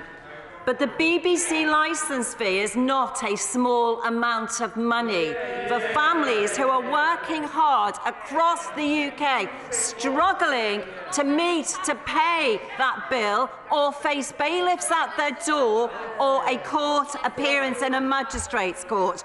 Who are we to say it is a small amount of money? That is a disgrace. It is a significant sum. It is also regressive. Whether you are getting by on a minimum wage or on a multi-million-pound presenter's salary, you fork out the same amount of money. That is not right. Only those who haven't faced hard choices on what they can or can't afford for their families on a weekly basis would claim that it was a small amount of money. And as a point of principle, we cannot add to that bill at a time when every family is facing pressure on their wallets. So would the Honourable Lady like to indicate from a sedentary position, does she support freezing the licence fee for 2 years and helping those hard-pressed families? Does she support it? Is that a no? She's shaking her head. So the Honourable Lady does not support freezing the licence fee to help those hard-pressed families who need every bit of help in the face of rising global energy costs and rising pressures on inflation. The Honourable Lady has declined to help those hard-working families. And, Mr. Speaker, what we are saying is that moving forward, we need to decide and discuss and debate. So bring it on, everybody in this House. Let's discuss what a BBC in 2027 will look like. It is not a policy. We're announcing a debate and a discussion. Let's all get involved positively. Father of the House, Sir Peter Bottomley. Can I say to my right honourable friend that I'm not impressed by either the process or the proposal, and I don't think it necessarily leads to progress either. I'd be grateful to know whether there's an assessment of alternatives when they were put to Cabinet subcommittees, when the Cabinet considered this proposal, and why it is that this is the one thing where a government minister will claim that you can't have any kind of increase because of people being short of money. Other things that government run are linked to RPI or CPI.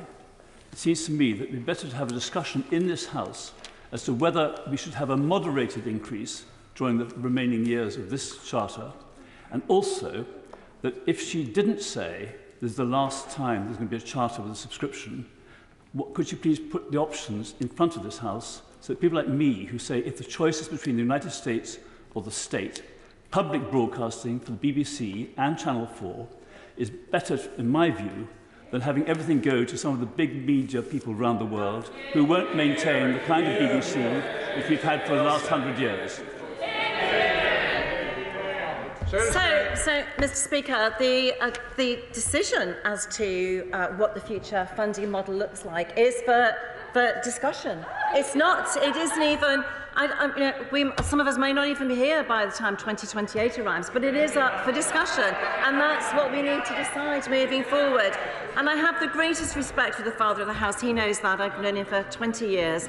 But I honestly cannot agree with the point that the BBC can just year after year after year continue to ask for more money from the British public. I just do not agree with that premise. I'm afraid that the BBC do not be under any illusion. They are going to continue to receive billions of pounds, even under this settlement, £23 billion over the course of this charter to 2027 of public money. We cannot justify, in the face of rising inflationary pressures, increasing global energy prices, we cannot go to the British public and say, pay more, and if you don't, a bailiff will be on your door. Spokesperson John Nicholson. Thank you very much indeed, Mr. Speaker, and thanks also to the Secretary of State for advance copy of the statement. Not that we needed an advance copy, Mr. Speaker. The Secretary of State shared her thoughts with Twitter. Plus ça change. Now, we all know the timing is to distract from the Prime Minister. The Secretary of State claims that this move will protect pensioners from court cases. This argument, of course, is disingenuous nonsense. It was this Conservative government which abolished the automatic free licence fees for the over 75s. If pensioners are struggling with the current BBC fee rate of 43p a day, imagine how they'll cope with the cost of a Netflix Sky subscription model. Everybody knows it, less programming at a greater cost. Now, the Secretary of State has spoken about exploring the options for the BBC, but in reality, I suspect her mind is well made up. She let this slip in the Select Committee when she said to me, and I quote, "How do I even know if the BBC is going to be going in 10 years' time, some custodian of public service broadcasting.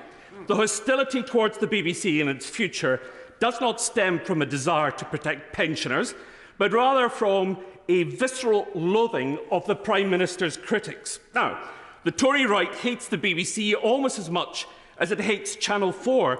That's why the Culture Secretary, a doting Prime Ministerial loyalist, is so determined to destroy both.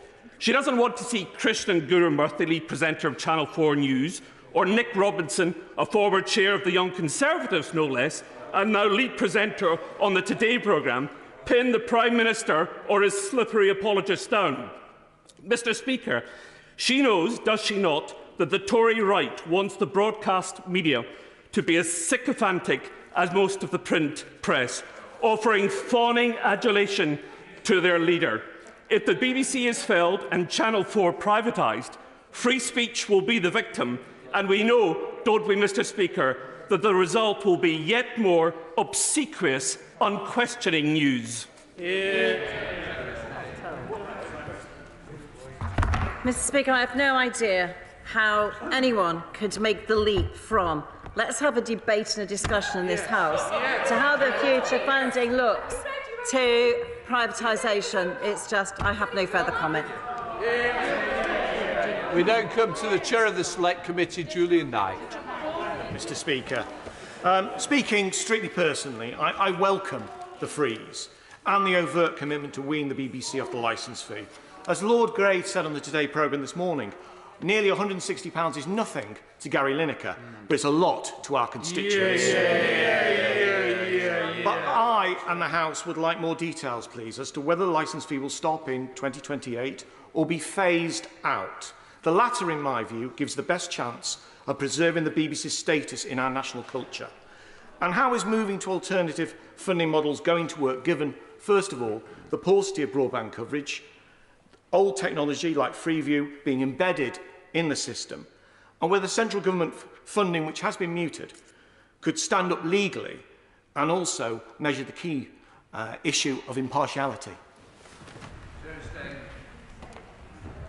So, Mr. Speaker, I thank my honourable friend for his comments and his support on the freeze. I just have to take issue with the paucity of broadband, though. 97% of homes in the UK have superfast broadband, and that's in. And as I said, 97% of homes have superfast broadband, and we are rolling out gigabit. In fact, if you're in a house in Cumbria, you can download, as I said in my mistake, five videos, 5 movies in 5 different rooms in the house.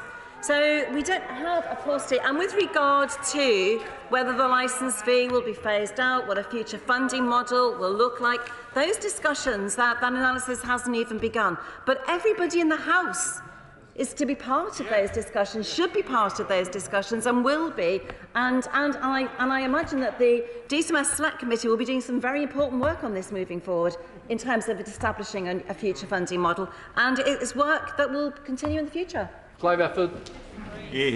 Thank you, Mr. Speaker.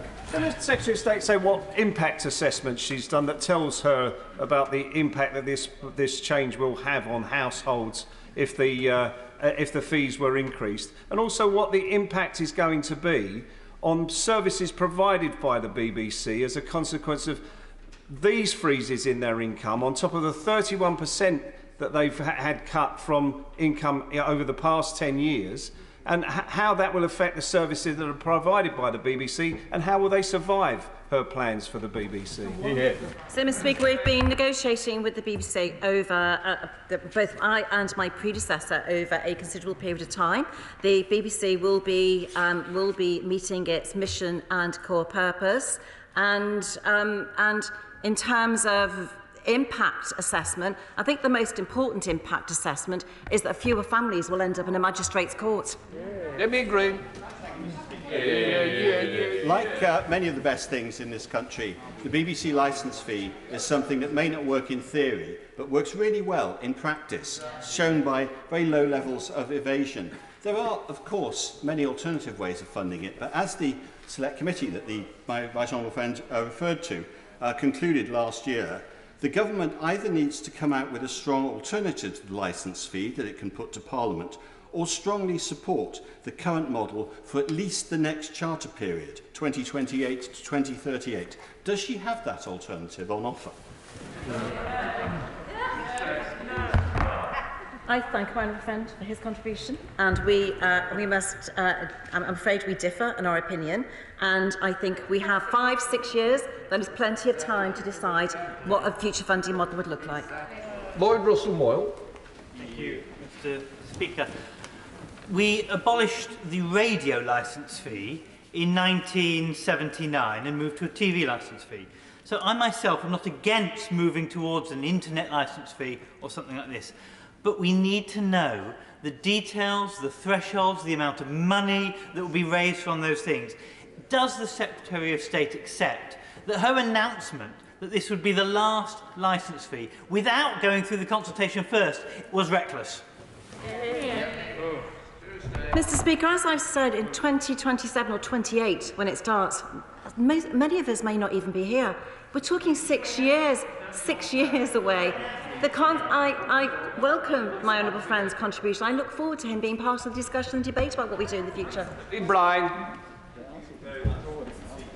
State will know that the Select Committee report that my honourable friend from Ashford just referred to acknowledges its very first recommendation that government will need to act to ensure public service broadcasting remains sustainable in today's global media marketplace. So in that sense, I'm really glad that we're having a debate, even if I am a little unclear as to where it came from this weekend. So could I ask my right honourable friend, given that report is also clear the government need to have this credible view on what an alternative to the licence fee might be, and indeed we say what their vision is for the future of public service broadcasting, could I just ask my right honourable friend, what are her instincts as she kicks off this welcome national debate? So I thank my honourable friend for his contribution, and my instincts are let's start the discussion. Let's have a look at this is what I'm starting, Mr. Speaker. Unless, of course, members of the House would just like us decide and not have the debates and not have the discussion, but that's where we're going. We're going to start that discussion. We're going to start that. Well, the Honourable Lady is speaking from a sedentary position, Mr. Speaker, which maybe she'd like to say and confirm. Does she support the freeze to the licence fee? Does she support a yes or a no, a nod or a shake would be great? No? There you go. We have it there. No.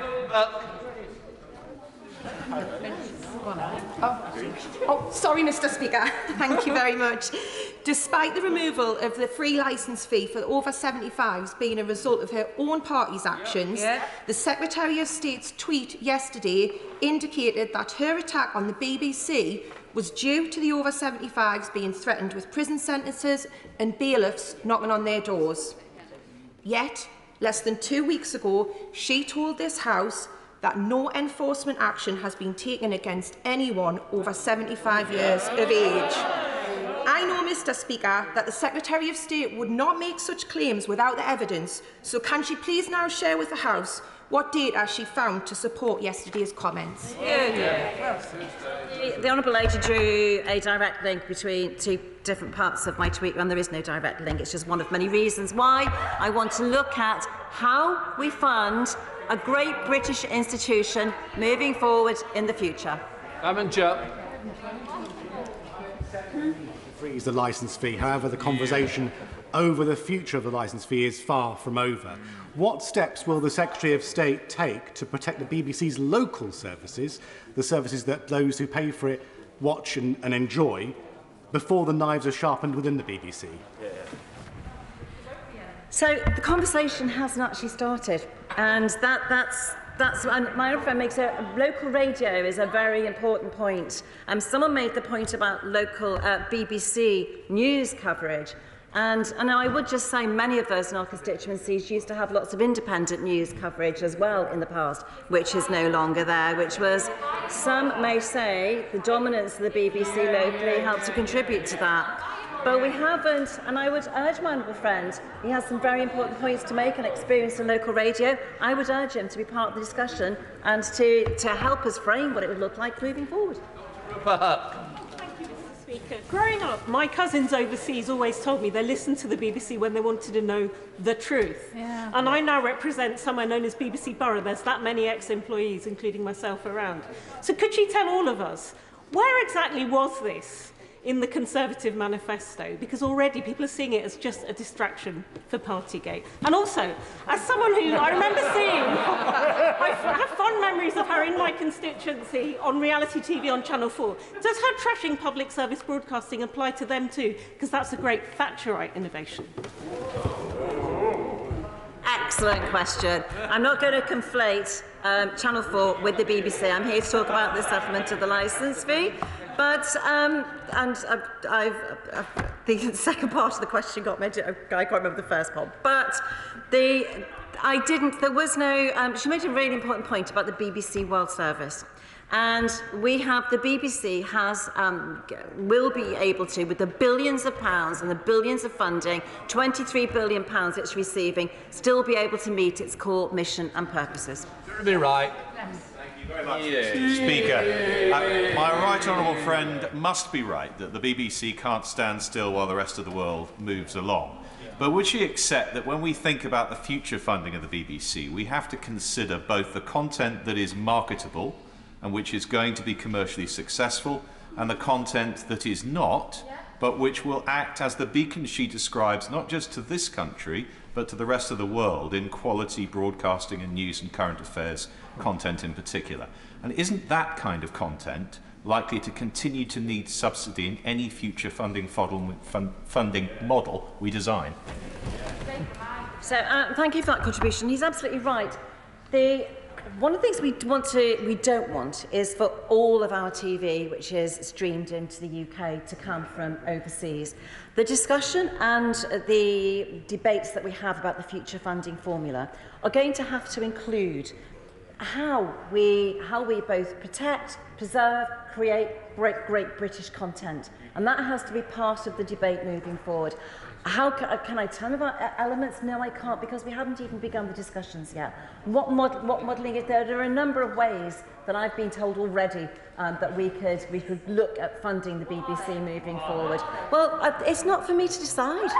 So we have to. It's not for me to decide until I have all the information and all the evidence. Amy Stone.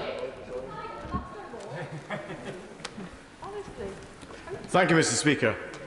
Could I just say to the Secretary of State, I wish I had the level of broadband coverage that she talks about in my constituency. You're not alone. When I was a councillor, a member of the Highland Council, I had to be very careful of the BBC because their reporting of all I said and did was very thorough indeed. And that was good for local democracy. Can I also say to the benches opposite that the coverage of the Scottish Government has been very thorough, and in the time of the Scottish independence referendum in 2014, it was so thorough that it reduced the then First Minister to near apoplexy, members will recall. So, a slimmed-down BBC may not be able to deliver this sort of service that's good for local democracy and for Scottish democracy. Could I ask the Secretary of State how she intends to make sure that we do not lose out on that front? Well, democracy, particularly local democracy, is at the heart of a lot of what the BBC does. And that's why it will be an important element of conversations that we have moving forward, and an important contribution. And as I've said a number of times, the discussions, the debates which we will have in this place, the evidence that we will take moving forward, it hasn't begun. We're 7 years away. That's the consultation that we will have here, the evidence that we will gather here, the debates and discussions that we will have.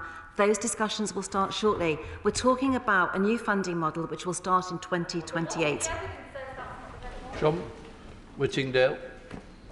My right honourable friend will be aware that last year the number of TV licences purchased fell by 700,000, and that more and more young people are now saying that they don't need to watch the BBC because of the enormous amount of choice through the streaming services.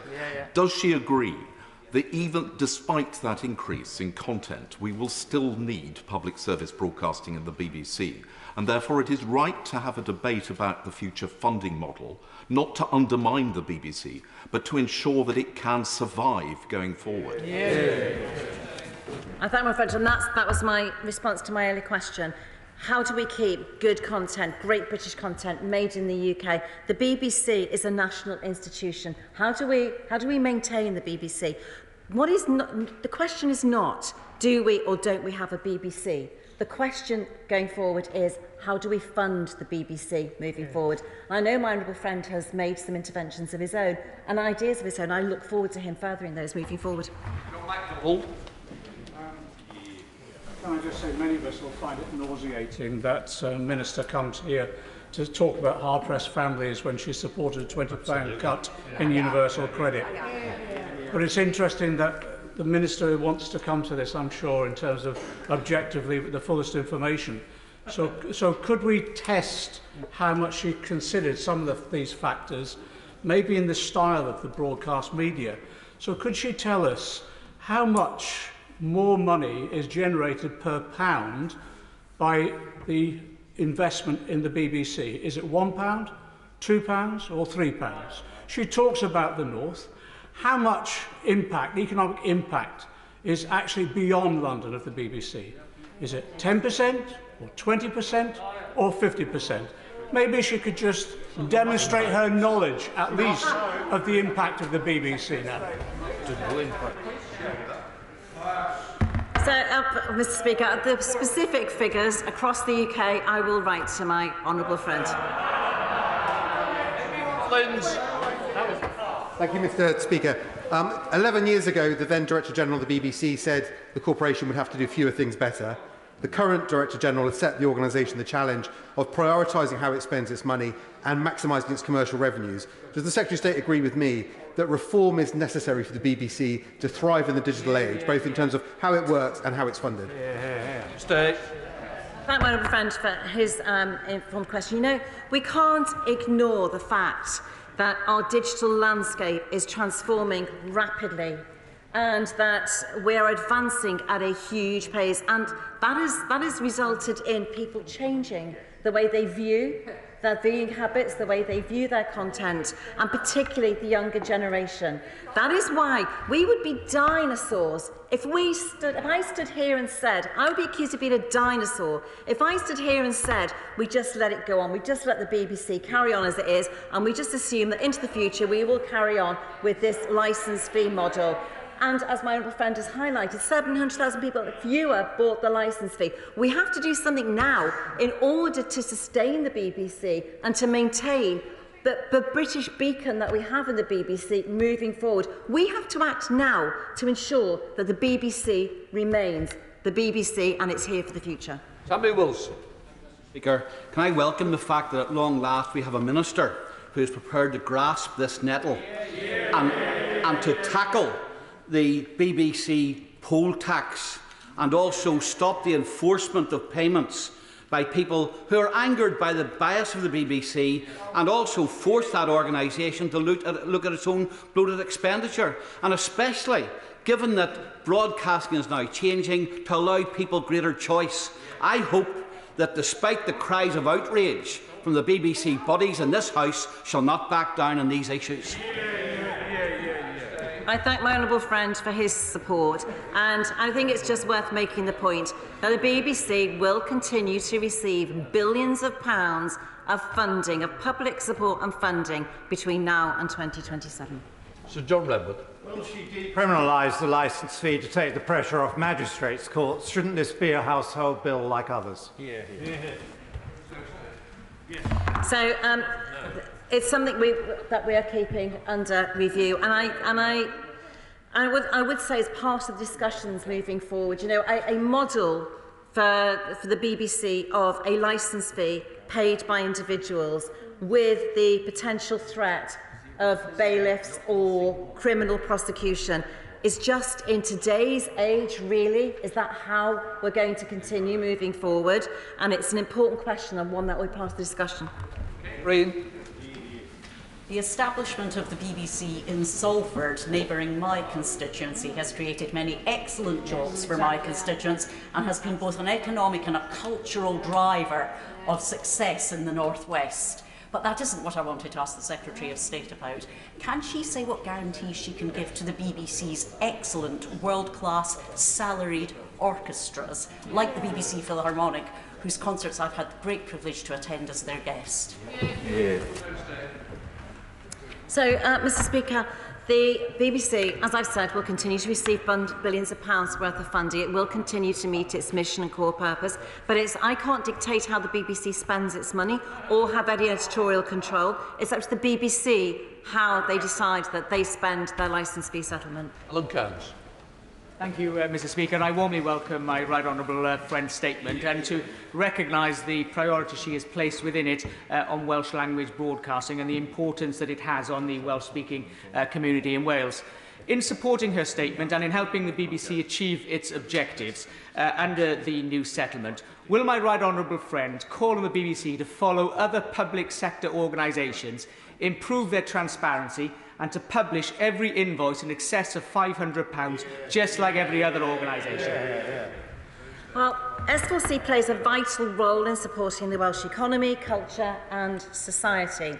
This funding will support S4C in reaching more Welsh language speakers, including younger audiences. And I'm very sure that S4C has just heard what he said, and I will certainly take his points back.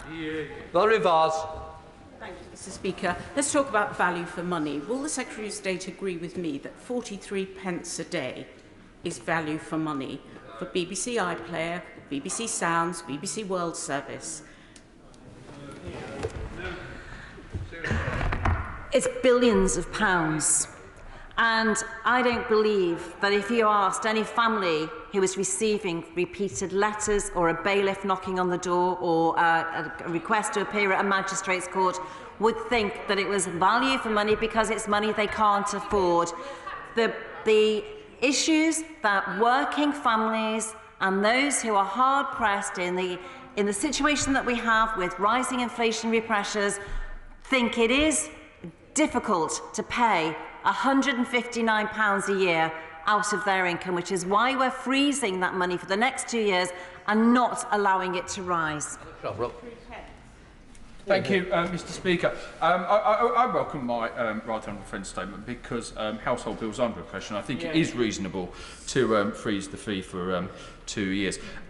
In the whole of the conversation, Mr. Speaker, and outside of this place and in this debate, we talk about television and we talk about the streaming services. Does my right honourable friend agree with me that when the conversation takes place, we will have to make sure that the very important radio programmes across the board of the BBC are protected and are still funded, and we can't just compare it to a Netflix Apple model because radio is such a key part of the BBC's output? It absolutely is, and I think it will be a key part of the discussion. And you know, you mentioned, I think it was Apple and Netflix, and it's not the BBC's role to compete in a competitive way with other providers, but radio is certainly a huge part of the BBC and will be a huge part of the discussion. Hilary Benn. Thank you very much indeed, Mr. Speaker. Over the generations, people all over the world, some in fear of their lives, have huddled around their radios, straining to hear the words, "This is London," because they trust BBC World Service News. Given that a subscription service will never work for airwave radio, what assurance can the Secretary of State give those listeners and the House that the BBC's service to the world, which is the BBC World Service, will be able to continue to do its job? Well, my own friend has jumped the gun in mentioning the words subscription service. I haven't mentioned subscription service. I've said that we need to have a debate and a discussion about how the BBC is funded moving forward in the future.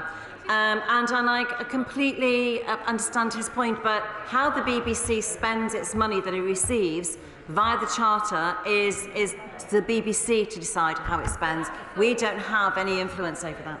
Andy Carter. Thank you, Mr. Speaker. The Secretary of State is absolutely right that we should be debating and discussing the future of the BBC. She mentioned in her statement two of the important elements of the Charter: to entertain and inform. Of course, there is a third one as well, to educate.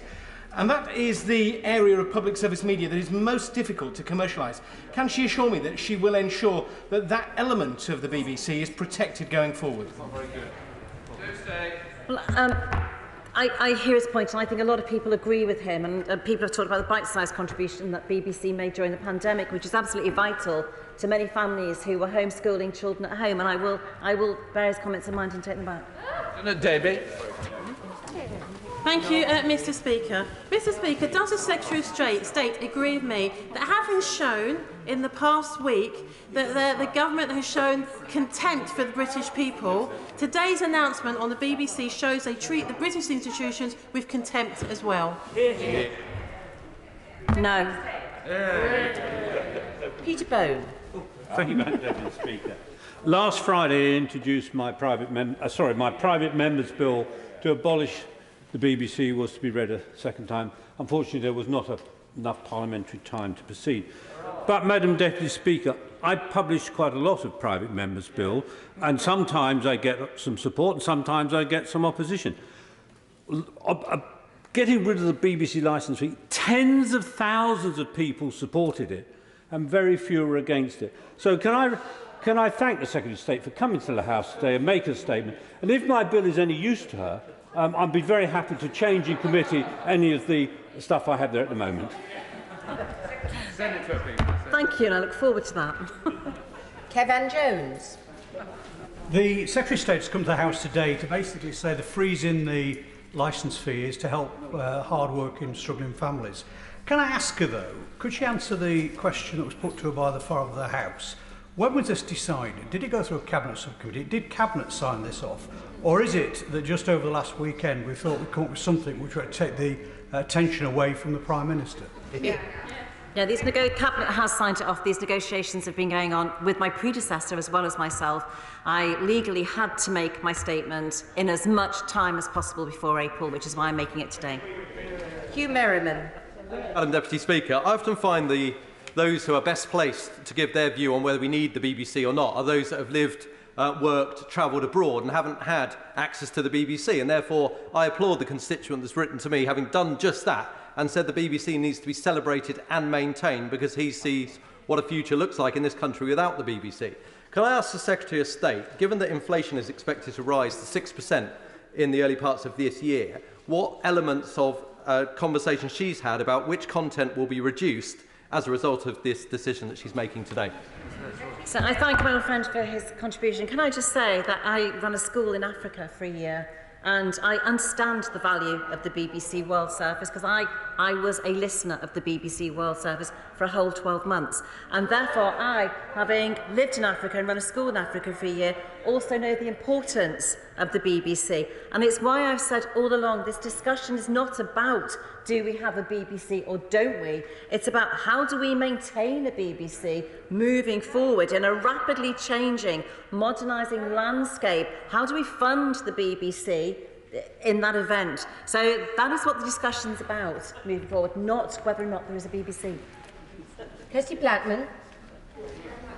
Madam Deputy Speaker, I'm no fan of the regressive licence fee, but the Secretary of State saying on Twitter that this will be the last licence fee announcement is discourteous to this House, it's discourteous to all of the many people that watch and listen to BBC, and it's discourteous to all of those who are employed by the BBC. How does she believe that the 50 BBC employees based in my constituency are currently feeling because of the announcement she made on Twitter over the course of the weekend?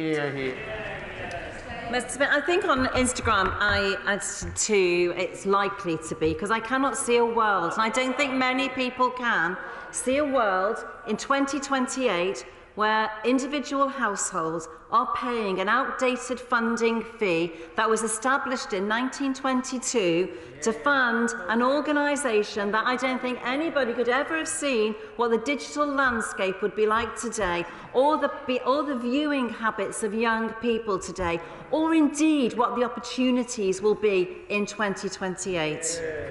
Matt Morman. Speaker. In some ways, the BBC is the best of global Britain, but in a globalised media landscape, we know that there are people prepared to pay for Netflix, for all those subscription services, and for web services, and for all the multitude of things the BBC offers. Isn't it daft that someone would suggest that she should stand up today and say, even from 2028 to 2038, you have to pay for the whole lot, whatever you want? Yes. So, and it's to my, and I thank my friend for his contribution and for his contribution to the department for the time that he was there. And he's absolutely right. It's to the point that it's not about, do we have our great British institution of the BBC, which is globally recognised. That's not the question. The question is, we live in a different world. People have different and changing viewing habits. And that, by the time we reach 2027, is going to be even, we can't even, I know when I started some of the negotiations, when my predecessor started some of the negotiations on this, TikTok didn't even exist. You know, we're moving rapidly to a different place, and that's why we have to have the debate. Tulip Sadiq. Thank you, Madam Deputy Speaker. Many of my constituents have written to me in praise of the recent BBC investigative documentary about the cladding scandal. One of my constituents, who lives herself in a dangerously clad house, talked about how much she appreciated the fact that there was an independent state broadcaster that challenged unethical companies. It was the BBC, may I remind the House, that revealed that warnings about cladding quality issues had been ignored for years. So could I ask the Secretary of State, does she recognise how crucial the investigative role of the BBC is? And in this discussion that she keeps talking about, can she assure the House that her proposals will not cut the budget for the investigative programmes of the BBC? I don't set the budgets for the investigative programmes on the BBC. The BBC does that. We know. Sir Edward Lee.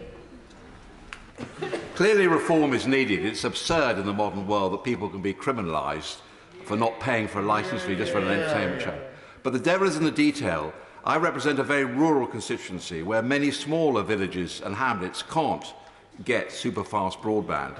So before any final decisions are made or this reform is implemented, can we ensure that if we base public policy on the basis that everybody can stream programmes, they can actually stream programmes? Good point. I thank my friend on the policy. There is no policy. We're just starting a discussion and debate, but it isn't based on whether people can achieve streaming or not. But 100% of households achieving superfast broadband or gigabit broadband actually is the objective. Stephen Doughty. Thank you, Madam Deputy Speaker. I heard what the Secretary of State said about S4C, but my constituency, Cardiff South and Penarth, would simply not recognise what she says about the BBC, the rest of the BBC being some sort of London bubble. We've seen a 54% increase in our creative economy locally, thousands of people employed. BBC at the heart of that, Doctor Who, Casualty, programmes like Shreds, the BBC National Orchestra of Wales. It's absolutely crucial. Every pound invested in our local economy by the BBC generates almost double that in return. Does she not accept that what she's suggesting today puts that at risk and puts many of those jobs and opportunities that we've seen in Cardiff, including in deprived communities, at risk? Madam Deputy Speaker, S4C are going to receive a further £7.5 million per annum from the licence fee to support its digital investment. In total, this will provide S4C with approximately £88 million in licence fee funding per annum. And it's S4C we are committed to S4C, and we are providing additional funding to S4C. Mr McCartney. Thank you, Madam Deputy Speaker. As a former BBC and ITV journalist, I look forward to taking part in discussions about the future of the BBC. I'm a big admirer of local and regional BBC journalism, the local democracy reporter scheme, for example, the coverage of rugby league and local football, which wouldn't maybe happen on any other platform. But just in terms of Yorkshire and the location of the new headquarters of Channel 4, how does today's announcement impact on the timescale for the future announcements about the future of Channel 4, please? I've made no announcements other than we're starting a discussion about the future funding of the BBC, and I'm here to make the statement on the settlement of the licence fee. I'm not conflating Channel 4 with this. Catherine McKinnell. Deputy Speaker. The Secretary of State for Culture does not appear to be being straight with the House, because her tweet at the weekend said very clearly, this licence fee announcement will be the last. I'm reading it from Twitter.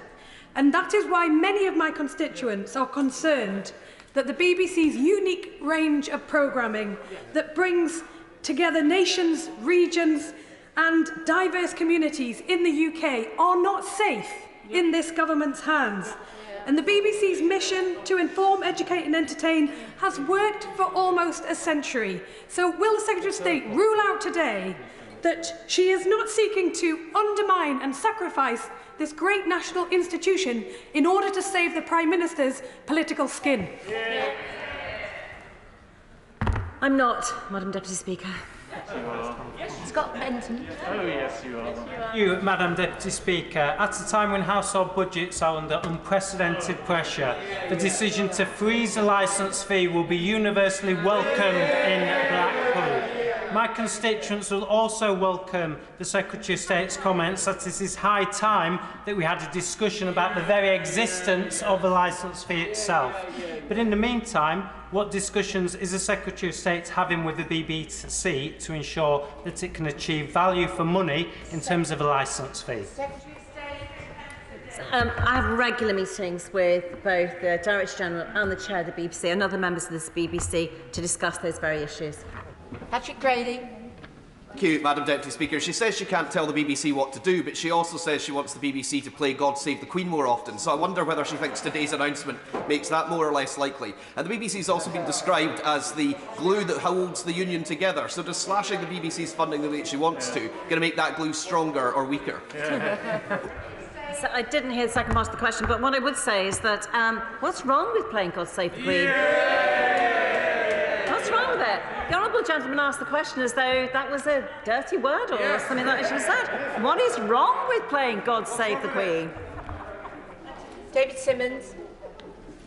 Well, thank you, Madam Deputy Speaker. Like many of my constituents are also parents of young children, I have a daily battle to guide them away from some of the content on some channels towards the relative nourishment they'll find on the BBC. So I'd like to ask my right honourable friend, as we look to the future of the BBC, in addition to the scrutiny that is rightly placed upon the financing model, what objectives she might have in mind or what process she might have in mind to ensure that the quality of the output, where the BBC is world leading in so many areas, is maintained for the long term and for the future.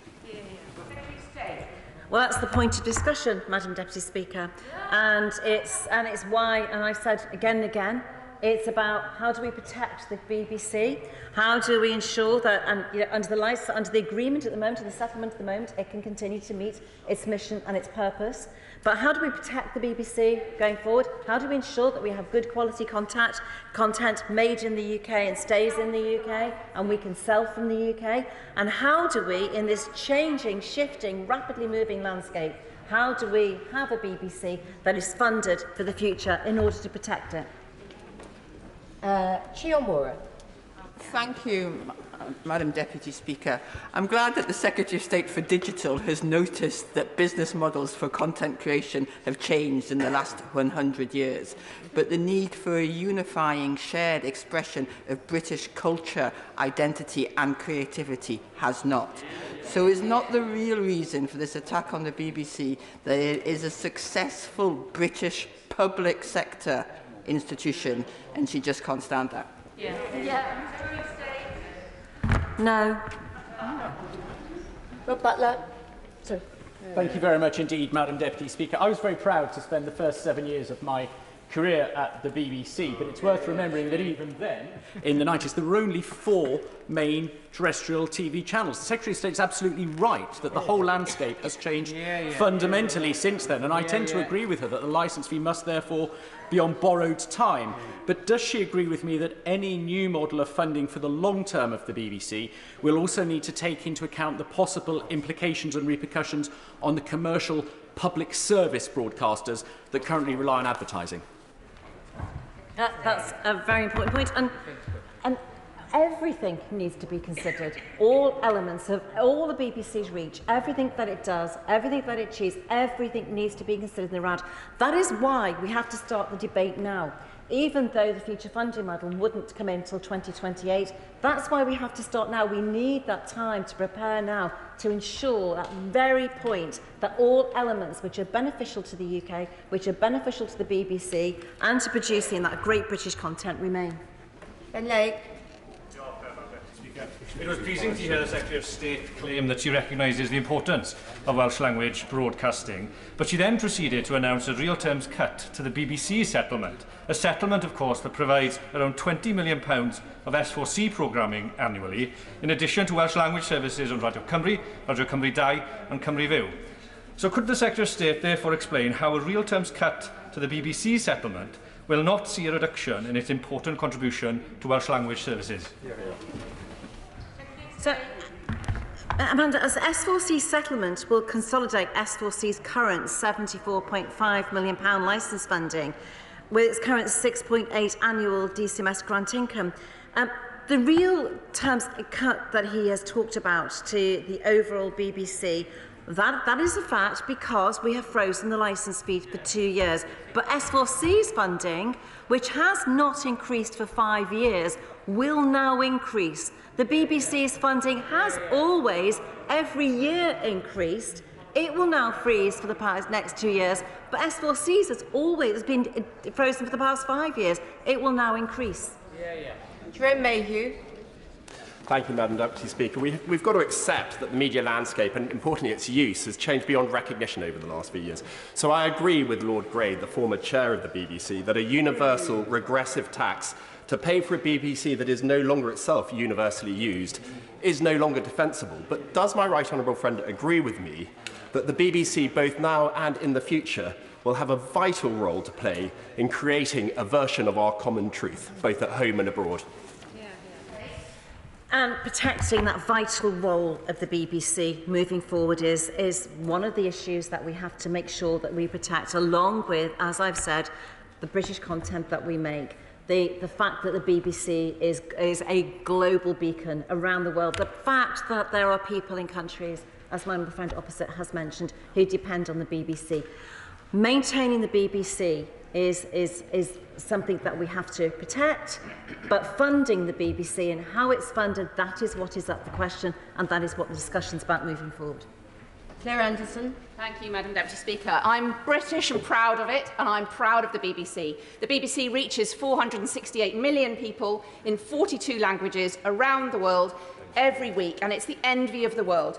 Cutting funding to the BBC and the World Service is already leaving the path clear for Russian and Chinese influence in those countries. Does the Secretary of State agree with me that only an unpatriotic party would cut the real terms funding of this national treasure?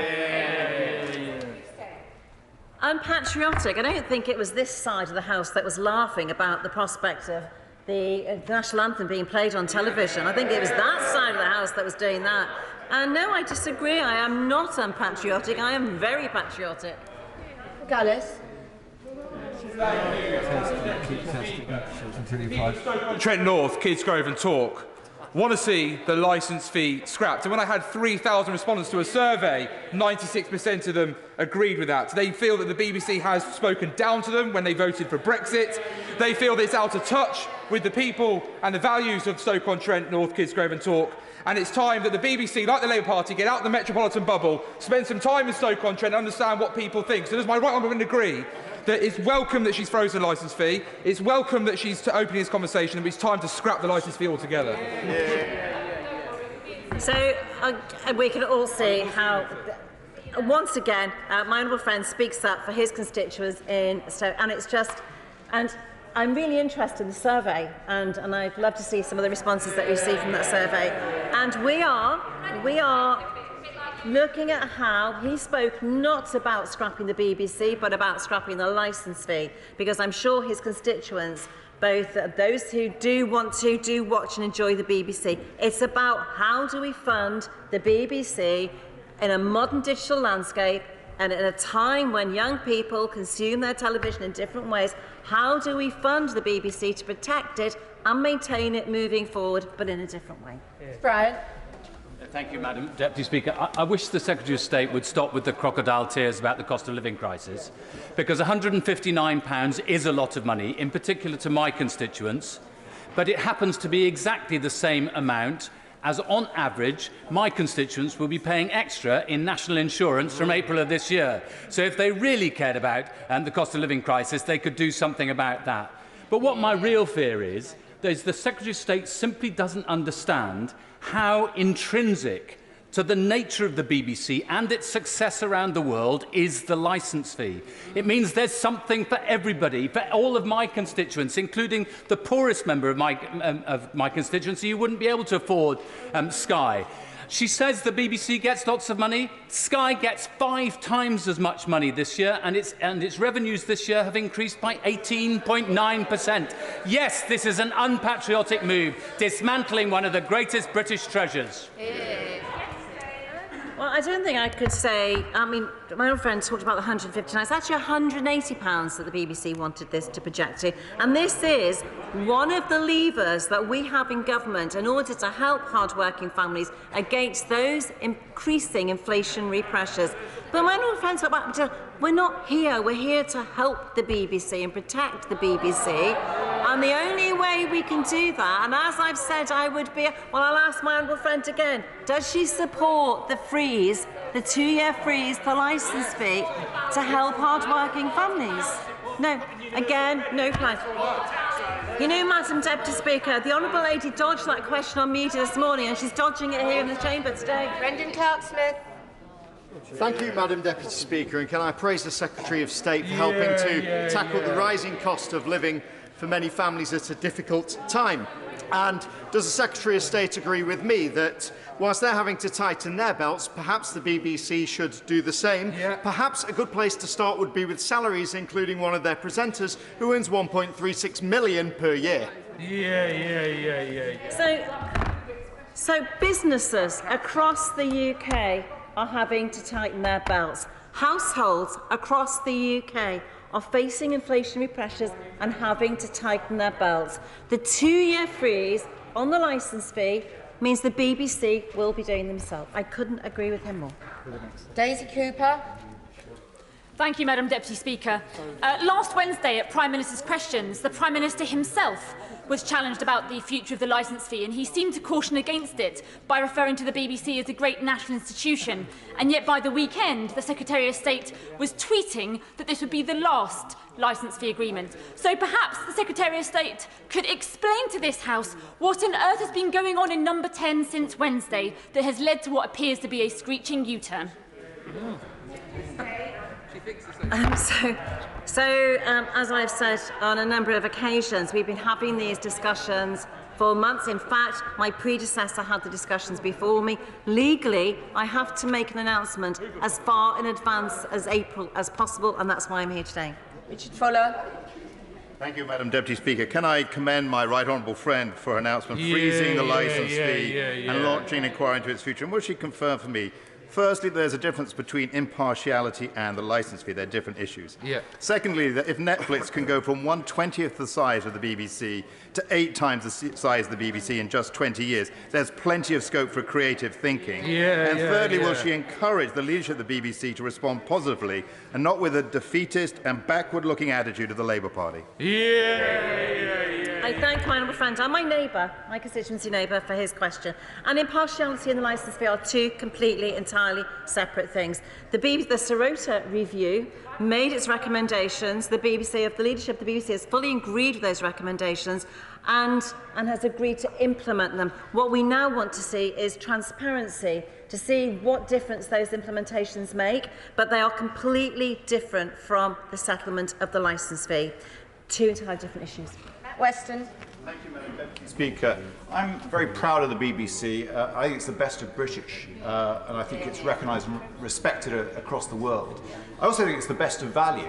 When you compare that its fee actually works out to be 2/3 the price of a pint of milk per day. Now, I happen to know what the price of a pint of milk is. Isn't there a simple truth here that actually the Prime Minister, unlike previous Prime Minister, unlike Margaret Thatcher and so many others, he's frightened of the BBC, he's frightened of being scrutinised. Margaret Thatcher actually phoned in to the Radio 4 Today programme. We have a Prime Minister who would prefer to hide in the fridge. The Prime Minister is a huge fan of the BBC, and he's a huge fan of the BBC today. And the discussions that we're having and beginning are there to help protect the BBC, because for anyone to sit here today and think that we could go to households in 2028 and expect individuals to pay for a licence fee with fear of prosecution if they don't, in order to watch the television that they have bought and put into their house, is frankly a dinosaur. We have a responsibility in this House to protect the BBC, and as part of that responsibility we have to look forward and think, how can we change the BBC? How can we fund the BBC in a changing digital landscape? Greg Williams. Thank you, Mr. Speaker. On this side of the chamber, we have a proud history with S4C, S4C, and today is another important step forward. Can I thank the Secretary of State for both making it S4C at the core of her statement today, but also for the £7.5 million increase per annum. And could I draw it into a meeting with myself and like-minded colleagues about the Welsh language and the fact that core public service broadcasters have nurtured it and helped grow, such as S4C and BBC Radio Cymru? I'd be happy to, and to thank him. It's 5 years that S4C has had no increase in its funding. It was high time it did, when the BBC has had year-on-year increases in its funding. Chris Evans. Thank you, Mr. Speaker. The family she talks of in Cumbria was streaming 5 different movies in 5 different rooms, are probably paying a minimum of £43 per month for Netflix, Sky and broadband. Included in that is not the social value the BBC provides, from educating youngsters through CBeebies and CBBC, through the company it provides to those who are suffering from loneliness, and also the innovation of the BBC iPlayer and BBC Sounds. Will she give an assurance that this freeze will not diminish those vital services the BBC provide? The licence fee settlement of the BBC ensures that the BBC can continue to meet its mission and its purposes, and it will continue to receive billions of pounds of funding, £23 billion over the licence fee settlement. James Wilde. Thank you very much, Mr. Speaker. When the BBC came before the Public Accounts Committee, it was striking how unambitious its target was to grow commercial revenues, which represent just 6% of its current income. Will this welcome decision, including increasing the borrowing limit which the BBC asked for, come with a requirement for them to rapidly grow that income and reduce the burden on the licence tax? I thank my honourable friend, and increasing the access to private equity was one of the first steps in doing that. Graham Morris. Thank you, Mr. Speaker. We've already seen the loss of hundreds of BBC journalist jobs involved in the much valued regional news and current affairs programming, including the excellent Inside Out programme. Before making the decision to freeze the fee, what assessment did the Secretary of State make of the impact on local and regional news programming?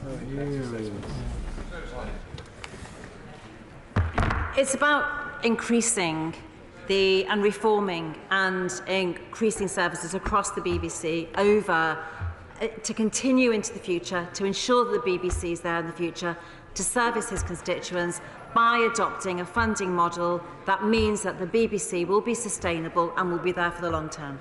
Catherine Fletcher. Thank you, Mr. Speaker. Putting BBC documentary into YouTube is one of the ways you can get a world-class education, because you can just learn about loads of different things. But that sentence also suggests that the world's evolving. So whilst I'm a huge fan of the BBC, and I do welcome this licence fee review, and to ensure that that stuff is still there for people like me and future generations. Does she agree with me? I agree, and she's actually really encapsulated what is the situation that we're facing at the moment. The fact that BBC documentaries are being put into YouTube and people are watching them on YouTube. In fact, young people, I'm amazed to learn, consume huge amounts of television via YouTube. This is why we have to review and start the discussions about what is the future of the BBC funding stream going to look like. Jonathan Edwards. Diolch, Mr. Speaker. There will be considerable concern in Wales about the post-2020 situation, because the implied subscription type model will never work for S4C or Radio Cymru or the wider BBC in Wales.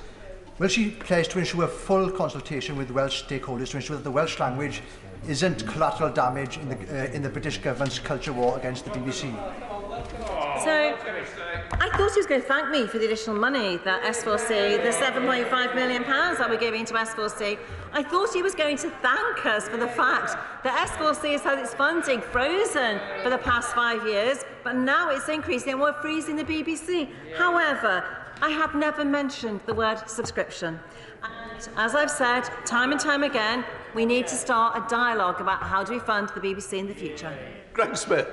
Thank you, Mr. Speaker. Can I welcome the freeze to the licence fee and the debate that is to come? Given the millions across the United Kingdom and abroad who do love the BBC, there must be countless options for future funding models for that content which can be commercialised. But will my right honourable friend agree with me that the most important strand of any reform is to de-link the requirement in order to watch other content to pay for the BBC? An interesting concept, and it will be part of the discussion moving forward, I'm sure. Margaret Forrest. Thank you, Mr. Speaker. Is one option the Secretary of State considering to increase funding allowing the BBC to carry advertisements? And if so, has she considered the risk of that, removing the balanced fact-based basis of BBC News reporting? So, Mr. Speaker, as I said when I arrived at the dispatch box, that we are beginning the discussions about how a future funding model for the BBC will look. We've not gone into that level of discussion yet. We now come to the next statement, which is from the Secretary of State for Defence. In calling Ben Wallace, I will not be running this long because of the nature of what's coming afterwards, but it's important for this to be taken. Ben Wallace, Secretary of State. Thank you, Mr. Speaker. With your permission, I wanted to update the House on the situation in Ukraine. As of today, tens of thousands of Russian troops are positioned close to the Ukrainian border. Their deployment is not routine, and they are equipped with tanks, armoured fighting vehicles, rocket artillery and short-range ballistic missiles. We and our allies have legitimate and real cause for concern that the configuration and scale of the force being assembled, supported by Russian air and maritime long-range strike capabilities stationed in the region, could be used for the purpose of conducting a multi-axis invasion of Ukraine. But whatever final decision the Russian government takes on the use of such forces, their presence and levels of readiness are contributing to a destabilising and coercive atmosphere that risks miscalculation at best and at worst, conflict. Furthermore, in recent weeks, we have observed hardening Russian rhetoric, heightened cyber activity, and widespread disinformation that could serve to provide false pretext for a Russian military intervention. False narratives are very much part of the Kremlin's playbook. They were used in 2008 before Russia's invasion of Georgia and in Ukraine in 2014. False narratives are being peddled again today. Russia has suggested that their military build-up on the border of Ukraine is in response to NATO aggression and an agenda by the West to use Ukraine to divide and rule the Russian nation. They have put forward this outlandish notion that NATO is attempting to encircle Russia. Let me be clear, Mr. Speaker, no one is trying to rule the Russian nation. Only 1/16 of Russia shares a border with a NATO ally, and NATO is and always has been a defensive alliance. NATO at its core holds a belief that any country in the alliance, no matter how big or how small they are, is by right of membership owed a pledge of mutual defence. You attack one of us, you attack us all. From 12 founding countries in 1949, the NATO alliance has grown to a total of 30 today. These countries have joined the alliance not because NATO is making them do so, but because of the freely expressed will of the government and peoples of those countries. Countries choose NATO. NATO does not choose them. If Russia has concerns about the enlargement, it should perhaps ask itself why, when people were free to choose, they chose NATO. NATO is an alliance of like-minded nations who, as well as sharing a commitment to mutual defence, also set a share of common values, and sovereignty of other nations is respected by all. Each nation has a sovereign right to choose its own security arrangement. This is a fundamental principle of European security, one indeed to which Russia has subscribed in the past, and yet now Russia seeks a veto over who joins NATO. The United Kingdom will stand up for the right of countries to choose their alliances. More important than the choice they make is the right to have that choice. On my recent visit to both Sweden and Finland, two non-NATO countries, it was clear that Kremlin attempts to dictate what sovereign states can or cannot choose has been rejected across the political spectrum. Mr. Speaker, I must stress, no one wants conflict. The Ukrainians are not seeking confrontation, despite the illegal annexation of their lands in Crimea and the occupation of Donbass.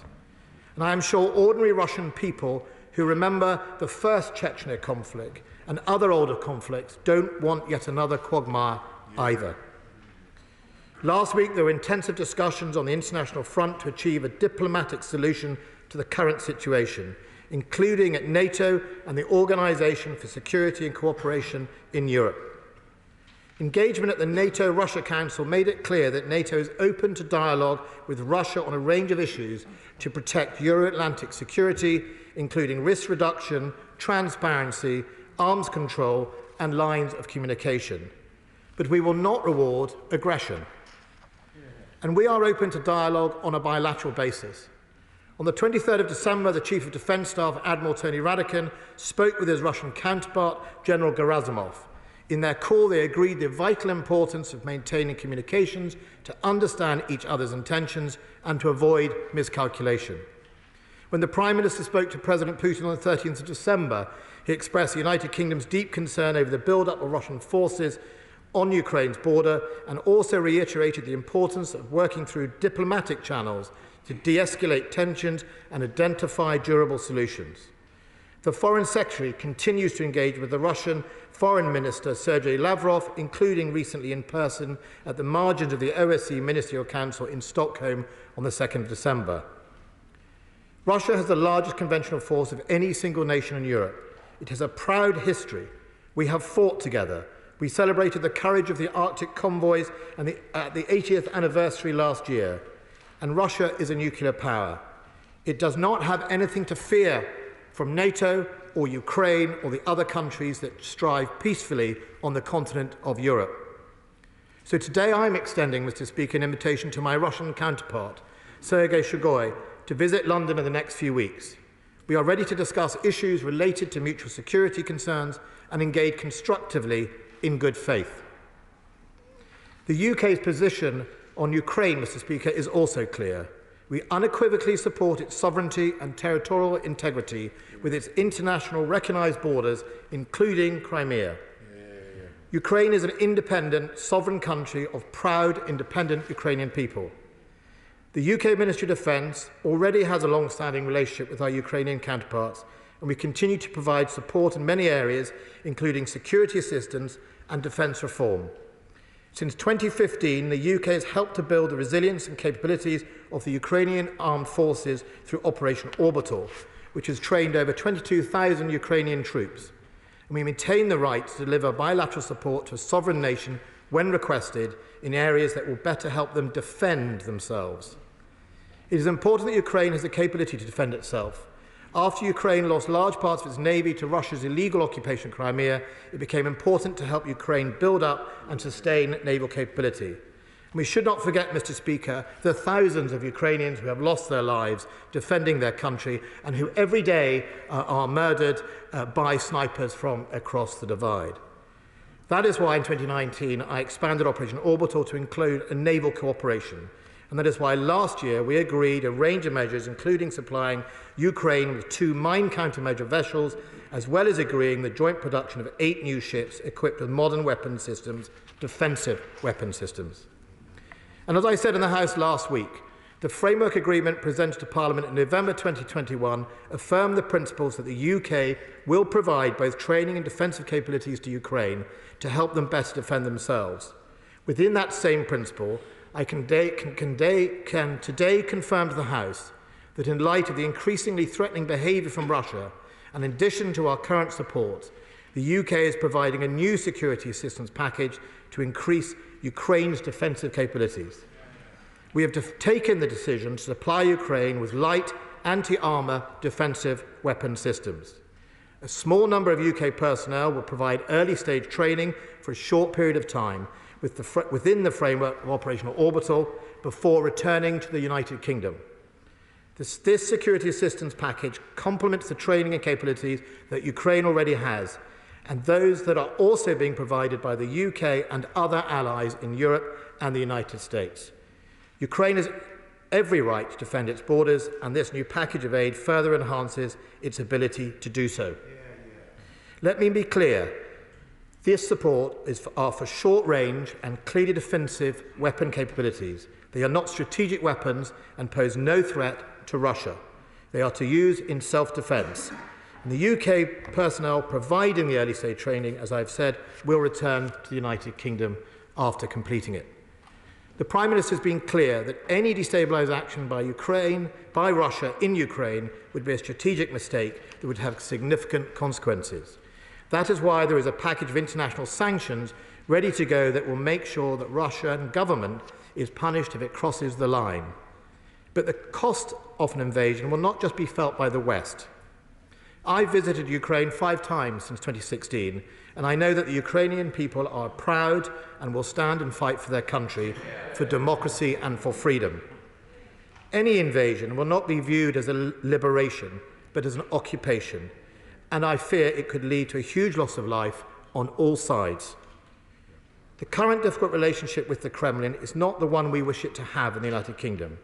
It does not have to be this way, Mr. Speaker. The United Kingdom respects the people, culture and history of Russia. We have more in common than we may think, culturally, historically and technologically. We wish to be friends with the Russian people, as we have been for hundreds of years. And there is a world in which we can establish a mutually beneficial relationship with Russia, working together on shared areas of interest and addressing mutual security concerns. The current gap is wide, but it is not unbridgeable. I still remain hopeful that diplomacy will prevail, Mr. Speaker. It is President Putin's choice whether to choose diplomacy and dialogue or conflict and the consequences. But Russia's current behaviour is not only threatening the sovereignty of a proud nation state, it is also destabilising the rules-based international order and challenging the values that underpin it.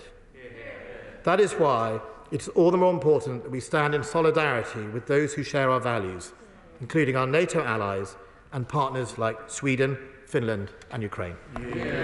Shadow Secretary of State John Healey. Thank you, Mr. Speaker. Can I thank the Secretary of State for his advanced sight of the statement?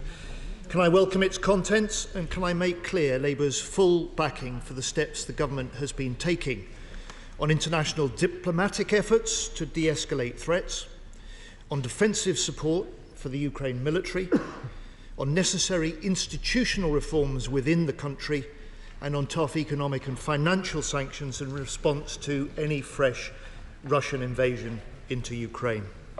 There is, Mr. Speaker, unified UK political support for Ukraine's sovereignty and territorial integrity, including Crimea, in the face of escalating Russian aggression. And this bilateral UK backing, I have to say, is hugely appreciated in Ukraine, as I and the Shadow Foreign Secretary confirmed when we visited Kiev last week. 4 things were clear to us from our wide-ranging discussions, Mr. Speaker. First, this crisis is made in the Kremlin. Ukraine's independence and borders were guaranteed by Russia alongside the US and the UK in the 1994 Budapest Agreement, under which Ukraine also decommissioned its nuclear weapons, then making the whole of Europe much safer. What special role and responsibility does the Defence Secretary believe the UK still has as a guarantor of this agreement? Ukrainians warmly received recent visits from defence ministers as well as the Defence Secretary himself just before Christmas. When will the Foreign Secretary also visit Ukraine to underline the UK's strong continuing support? Second, Mr. Speaker, talking is better than fighting. And the international unity last week, especially at the NATO-Russia Council, is very important to Ukraine. Now, NATO, as the Defence Secretary has said, has acknowledged Russian security concerns. What are the areas it has offered as open to dialogue? And is any further international diplomacy scheduled with Russia? Third, Ukraine has faced active Russian aggression for many years.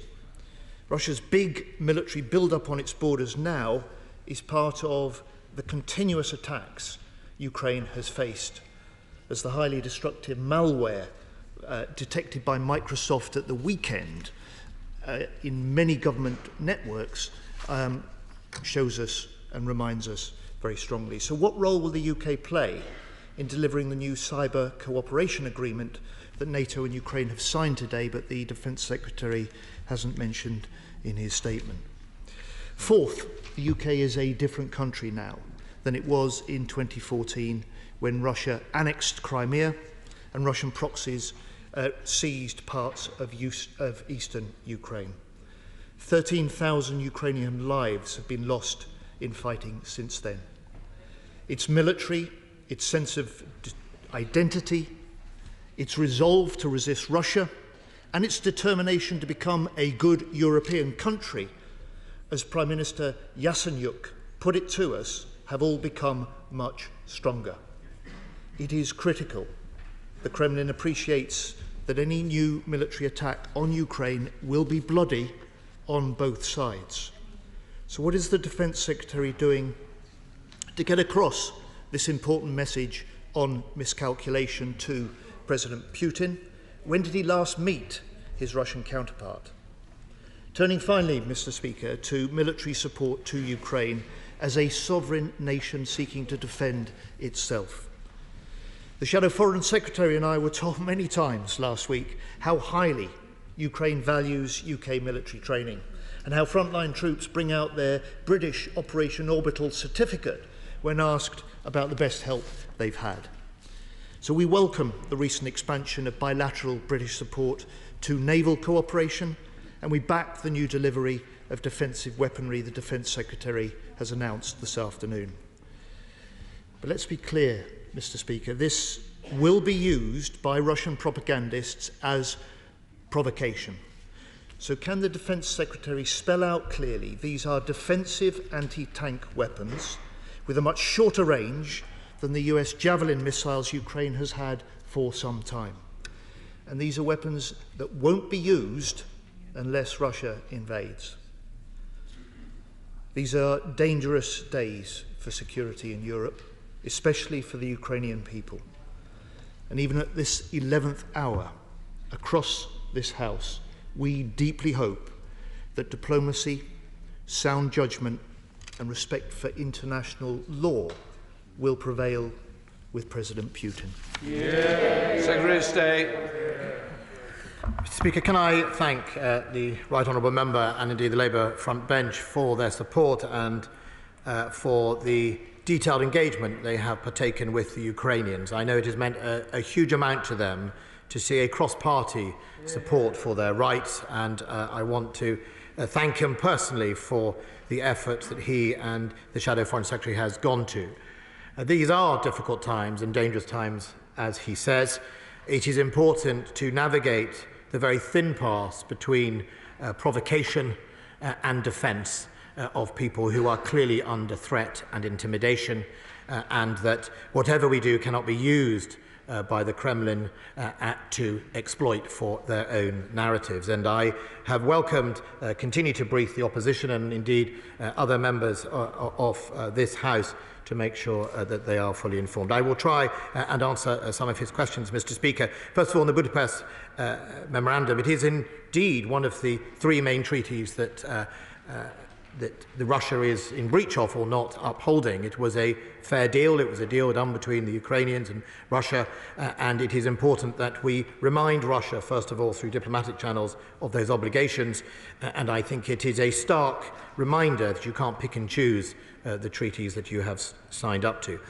We believe that the subsequent Minsk Treaty and protocols is something that we would wish to support and wish Russia to engage in. It respects some of the concerns around the Donbass and I hope that is one of the best paths towards securing a peaceful resolution. It does not seem at the moment that Russia is engaging enough on that, and I think that is definitely the treaty to look at. And of course it is underwritten by France, Germany and the United States through the Normandy format, and we would support the use of that. My right honourable friend, the Foreign Secretary, plans to visit Ukraine soon. I know I have spoken to her about it, and I think the office is just working out dates for her visit, and I think that is also important. On cyber, I will write in detail to the right honourable gentleman about the NATO initiative. We have been supporting for a number of years now Ukraine with cyber defence, making sure its resilience is improved, taking the lessons we have here and sharing and working with them. That is why so useful is the NCSC, the National Cyber Security Centre, not only domestically but it's internationally recognised, and when the experts there come to give advice, it certainly helps with the resilience. On what can we do more of, I think one of the concerns that we have to address is Russia's sense of encirclement, as I said at the beginning, and a fear which is untrue and based on either a misconception or indeed a falsehood. And one of the ways is through better transparency. You know, we have had schemes such as the Open Skies schemes, we've had a number of treaties, some of which have been broken by Russia, which is unfortunate, but I certainly think that more transparency, we have often Vienna inspections in this country. We had some only the other month by Russian military personnel who came to visit an RAF base.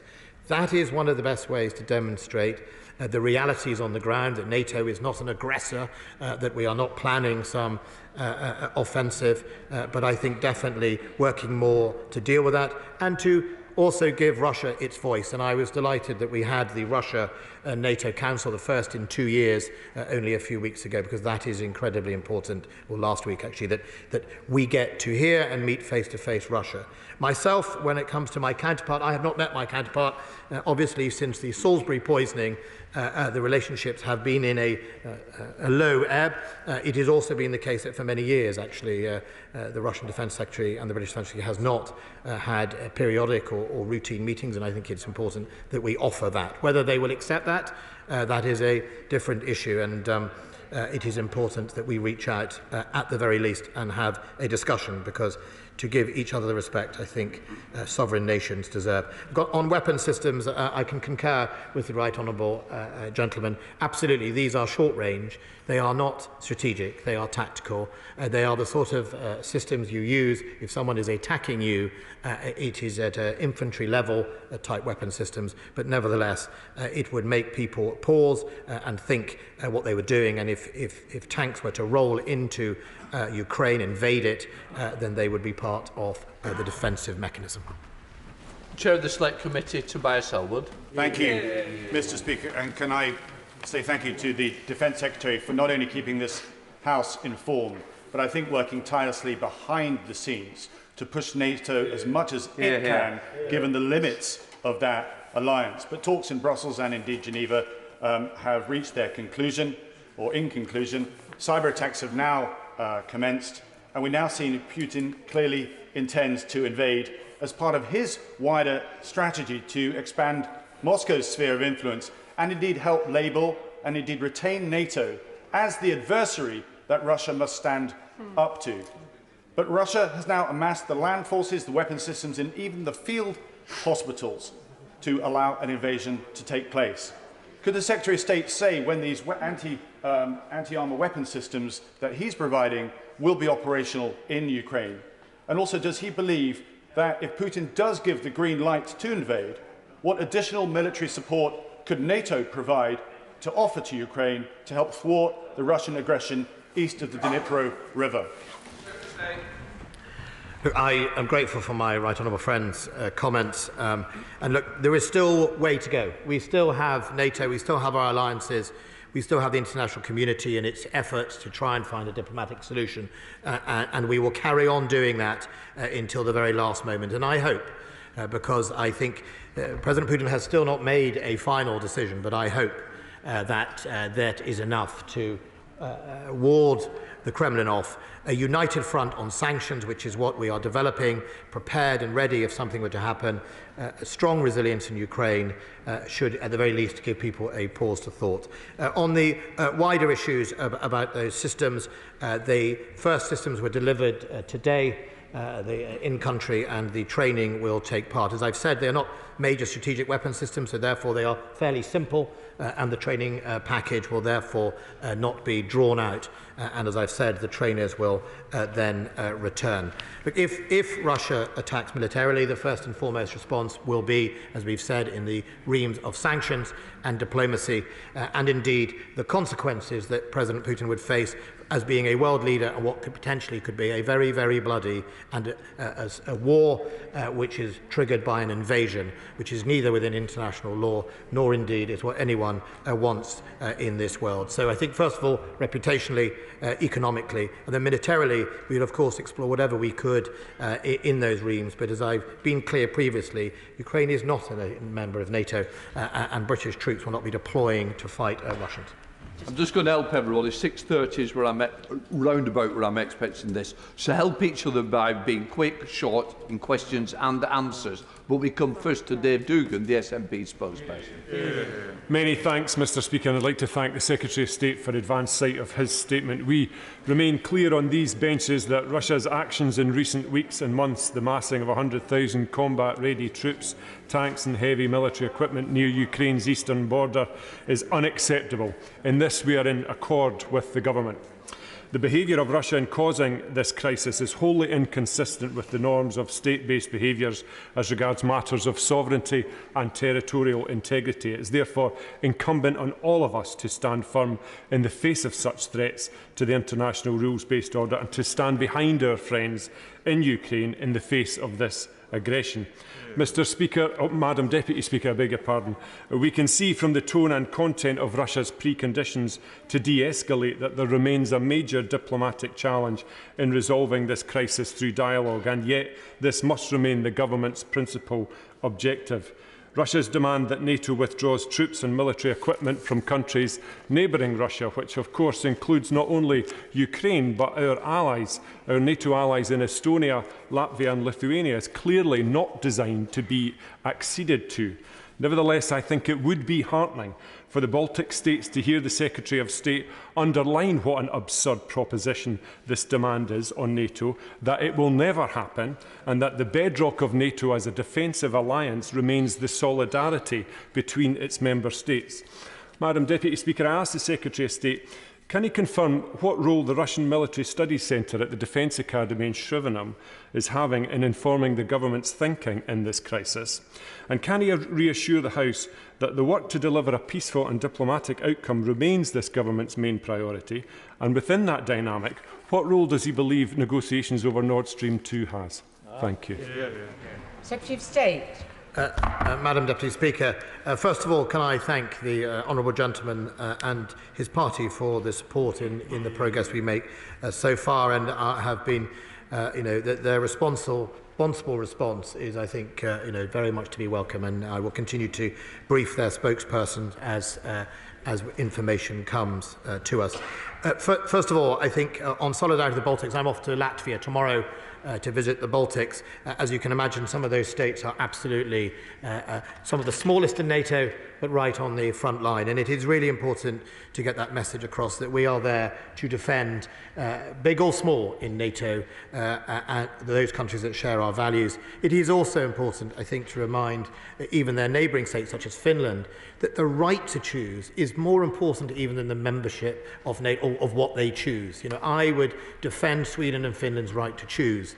If they choose not to go to NATO, then that is their choice. But we should never take away the choice, which is, I think, what's so unreasonable about the Kremlin's demand, that somehow countries between the United States and themselves don't get to have a say off their own sovereignty, and I think that is incredibly wrong. We are all working for a peaceful outcome, and no one wants to conflict to happen. We think the conflict would be long and bloody, and I think it is very important we also recognise that there is another thinking in the Kremlin. We can engage on the NATO debate, Madam Speaker, but if I point honourable and right honourable members in the House to the article written by President Putin in July, of 17 pages, NATO appears in one paragraph. What it really is about is ethno-nationalism and a sense of reuniting a mother Russia that didn't really quite exist, and indeed picking dates to fit the narrative. That is written by the President of Russia. That should concern us all. I've read those type of articles before in other areas, and it leads to usually the most awful of bloodshed. Dr. Liam Fox. Thank you, Madam Deputy Speaker. Does my right honourable friend agree that as well as helping Ukraine militarily, we need to constantly make clear to President Putin that his very concept of a Russian near abroad, the veto over the security and foreign policies of his geographic neighbours, is at odds with international law and completely at odds with the concept of self-determination? And does he agree that what we are witnessing now is a classic example of the KGB doctrine of reflexive control, which is all too often a precursor to Russian military action? Secretary of State. I think what we are saying, as the United States said, is the playbook, Madam Deputy Speaker. Narratives, cyber attacks, disruption of minorities, division, all preyed upon that country. But I also think there is something else, which is what is the consequences of a successful military invasion in Ukraine for the rest of Europe. Last week I visited Sweden and Finland, when countries like that are genuinely concerned and worried by their neighbours, a proper, strong European countries, not members of NATO, are worried. We should sit up and listen, all of us in Europe, because the consequence after a Ukrainian invasion, if that was to be successful, is what else for the other ambitions of the President? Kevan Jones. Can I thank the Secretary of State for his statement and commend him on his article in this morning's Times, which laid out clearly the false narrative which President Putin is using to justify his actions against the Ukraine. Can I ask what more can be done in the information war? And will he specifically back an initiative by Congressman Jerry Collins, the President of the NATO PA, who's calling for a Centre for Democracy within NATO to actually argue the case and the reason for why freedom of thought and actions are so important? Secretary of State. On the latter, I would definitely support NATO going out and about, and indeed NATO members, and supporting not only the values that we stand for, but also my point about the right to choose even if you don't choose NATO. I think we've forgotten about what we often argue for. We have given up often, we've taken for granted our values and the cost of freedom around the world, and we must never stop arguing for it and making the case. And too often over the decades it's been too easy to stop making that case or indeed trade off against an economic issue. And I think that's why Nord Stream is important, that we recognise Nord Stream 2 as a success is not going to be a success for Europe. It will increase friction and division, and we should press on our German friends to do more. It should Russia invade Ukraine. Tom Tugendhat. Thank you, Madam Deputy Speaker, and I very much welcome my right honourable friend's statement and indeed the support across the House for the Ukrainian people. It's quite true that a free people chooses freedom, and the Ukrainian people are trying to do just that. Would my right honourable friend care to mention other failures of the Putin strategy, turning friends and allies, former friends of allies of Russia, against them? Isn't this an extraordinarily sad day for the Russian people, who have been so abused by this tyrannical dictatorship under Putin that even countries that have had such strong relationships with them, like the Ukrainian people, are now seeking assistance from us to make sure that their homes are not violated by Russian troops? Secretary of State. My right honourable friend makes a really important point.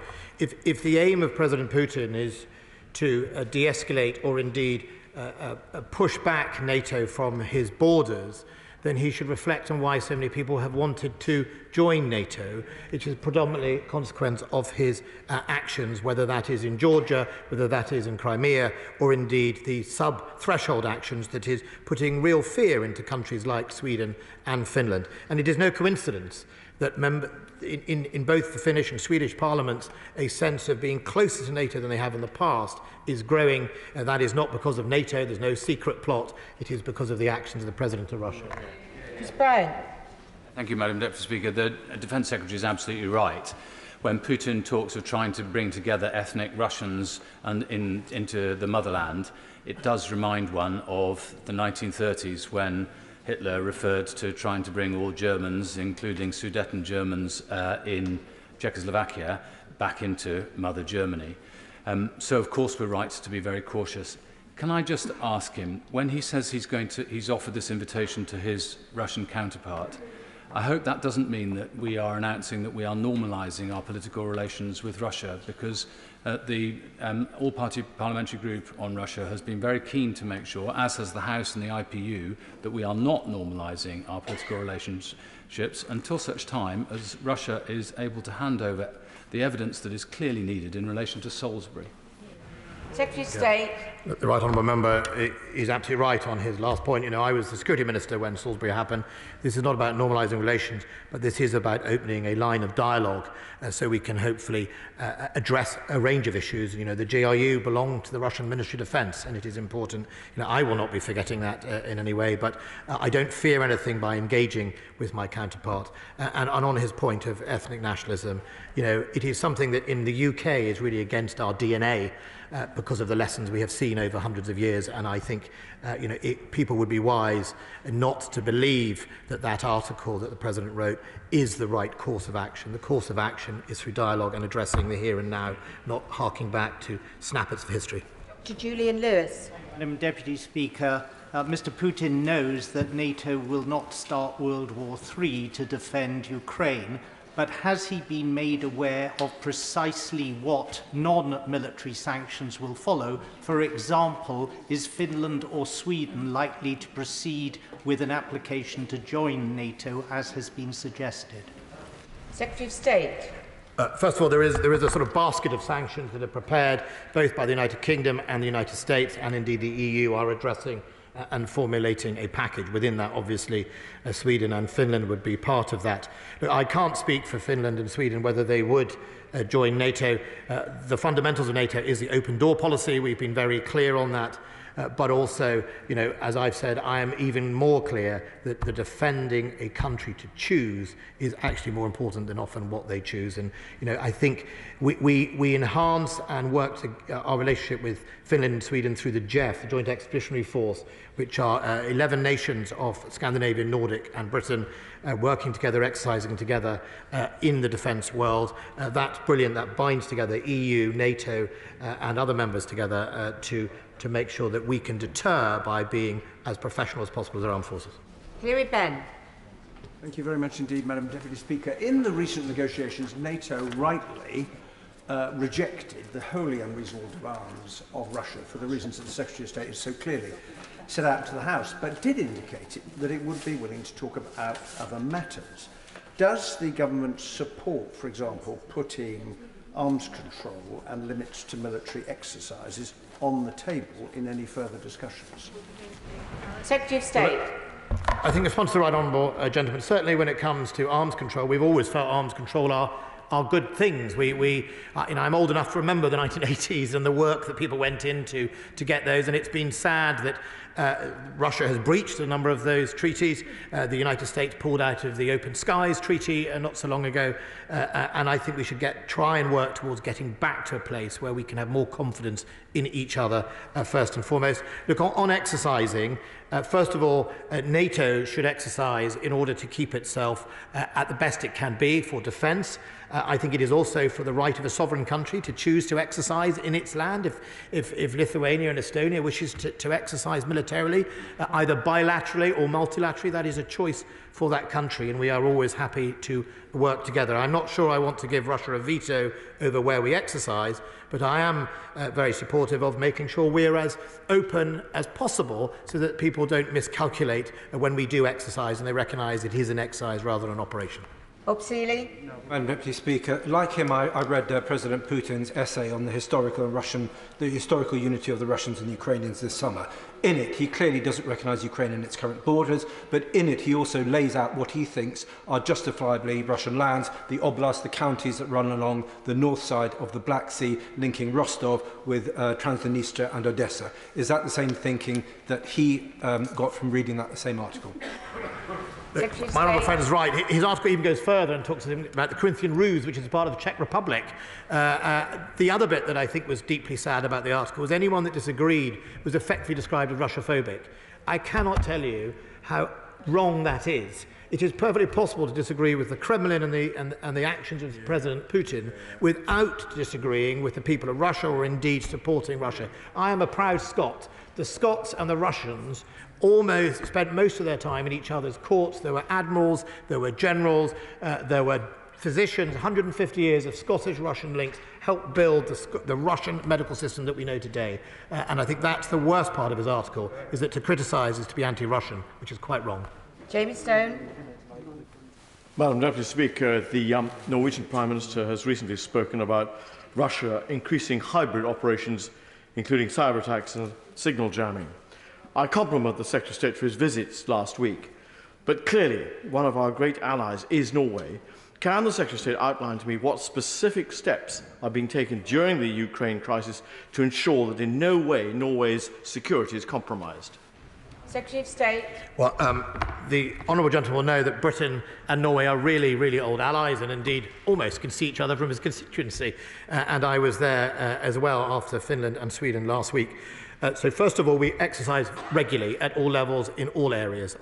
Both our intelligence relationship and our military relationship is strong. The Royal Marines have been present in the High North for decades, really, and we were planning even more exercising to do together. Norway also plays a really key role in bringing alongside a NATO country, Finland and Sweden, so the exercise in the Arctic and the High North, which is of course a growing domain and indeed an area where Russia can use sub-threshold activity, everything from migrant flows. There was a period in their history where they put migrants on bicycles. They gave them free bicycles to drive them across the border not so long ago. And I think it's really important that we work together to have the shared understanding and to say to Russia the same messaging in that part of the world is that, you know, we are all one people. Our links go across for centuries, but also understanding what they're up to is as important. Mark Pritchard. Thank you, Madam Deputy Speaker. Can I welcome the Defence Secretary's statement today? He will know that in 2014, Russian aggression severely degraded the Ukrainian Navy. Could he update the House on the Ukrainian Capabilities Enhancement Project? What progress has been made since that was signed in June? State. As my right honourable friend will know, the Ukrainian Navy effectively was snatched in the invasion of Crimea, which was one of the main Navy bases, and they have been operating predominantly on gifts from the United States of patrol boats, which is why we entered into an agreement last year to help them build boats to allow them to protect their coastline and indeed infrastructure investment in their ports to start rebuilding a navy. The breadbasket of Europe, it is important that Ukraine has that ability to export and free navigation. We've already seen Russia threaten that, and we saw the aggressive action towards HMS Defender earlier in the year, and it's really important that we help them help themselves. Liam Byrne. Thank you, Madam Deputy Speaker. While it's important that we take Russian security worries seriously, we must resist at all costs any attempt by Russia to re-imperialise Eastern Europe. So can I push the Secretary of State on two dimensions of his twin-track strategy? First, how ready is NATO to accede to requests to join from Finland, but also from countries in the Western Balkans and Georgia, so that any tactical advance into the Ukraine is a strategic defeat? But second, could the Secretary of State say a word about the INF Treaty? Because it's hard to see an arms control framework for Europe without some kind of measure of control over ground-launched cruise missiles, even if they're non-nuclear, on the continent of Europe. Secretary of State. On the